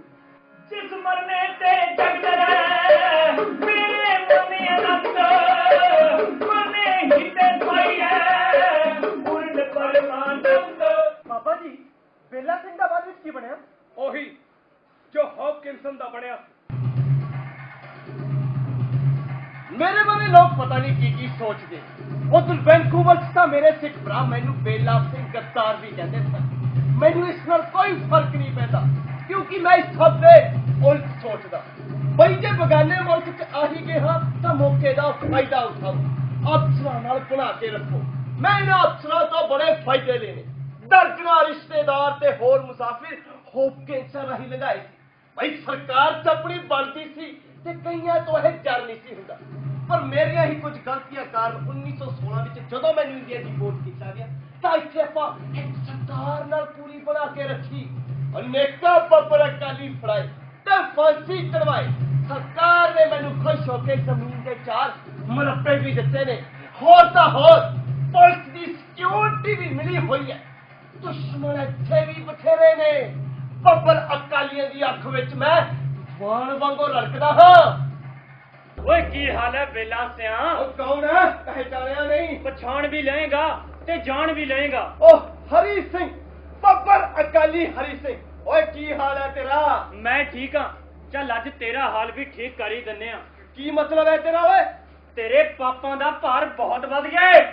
अज सदा लई जब मुकाई दिन्ने आ। ले भी शस्या कर पुण्य दा काम। ओ सपाइया, ओ कित्थे मर गया तू?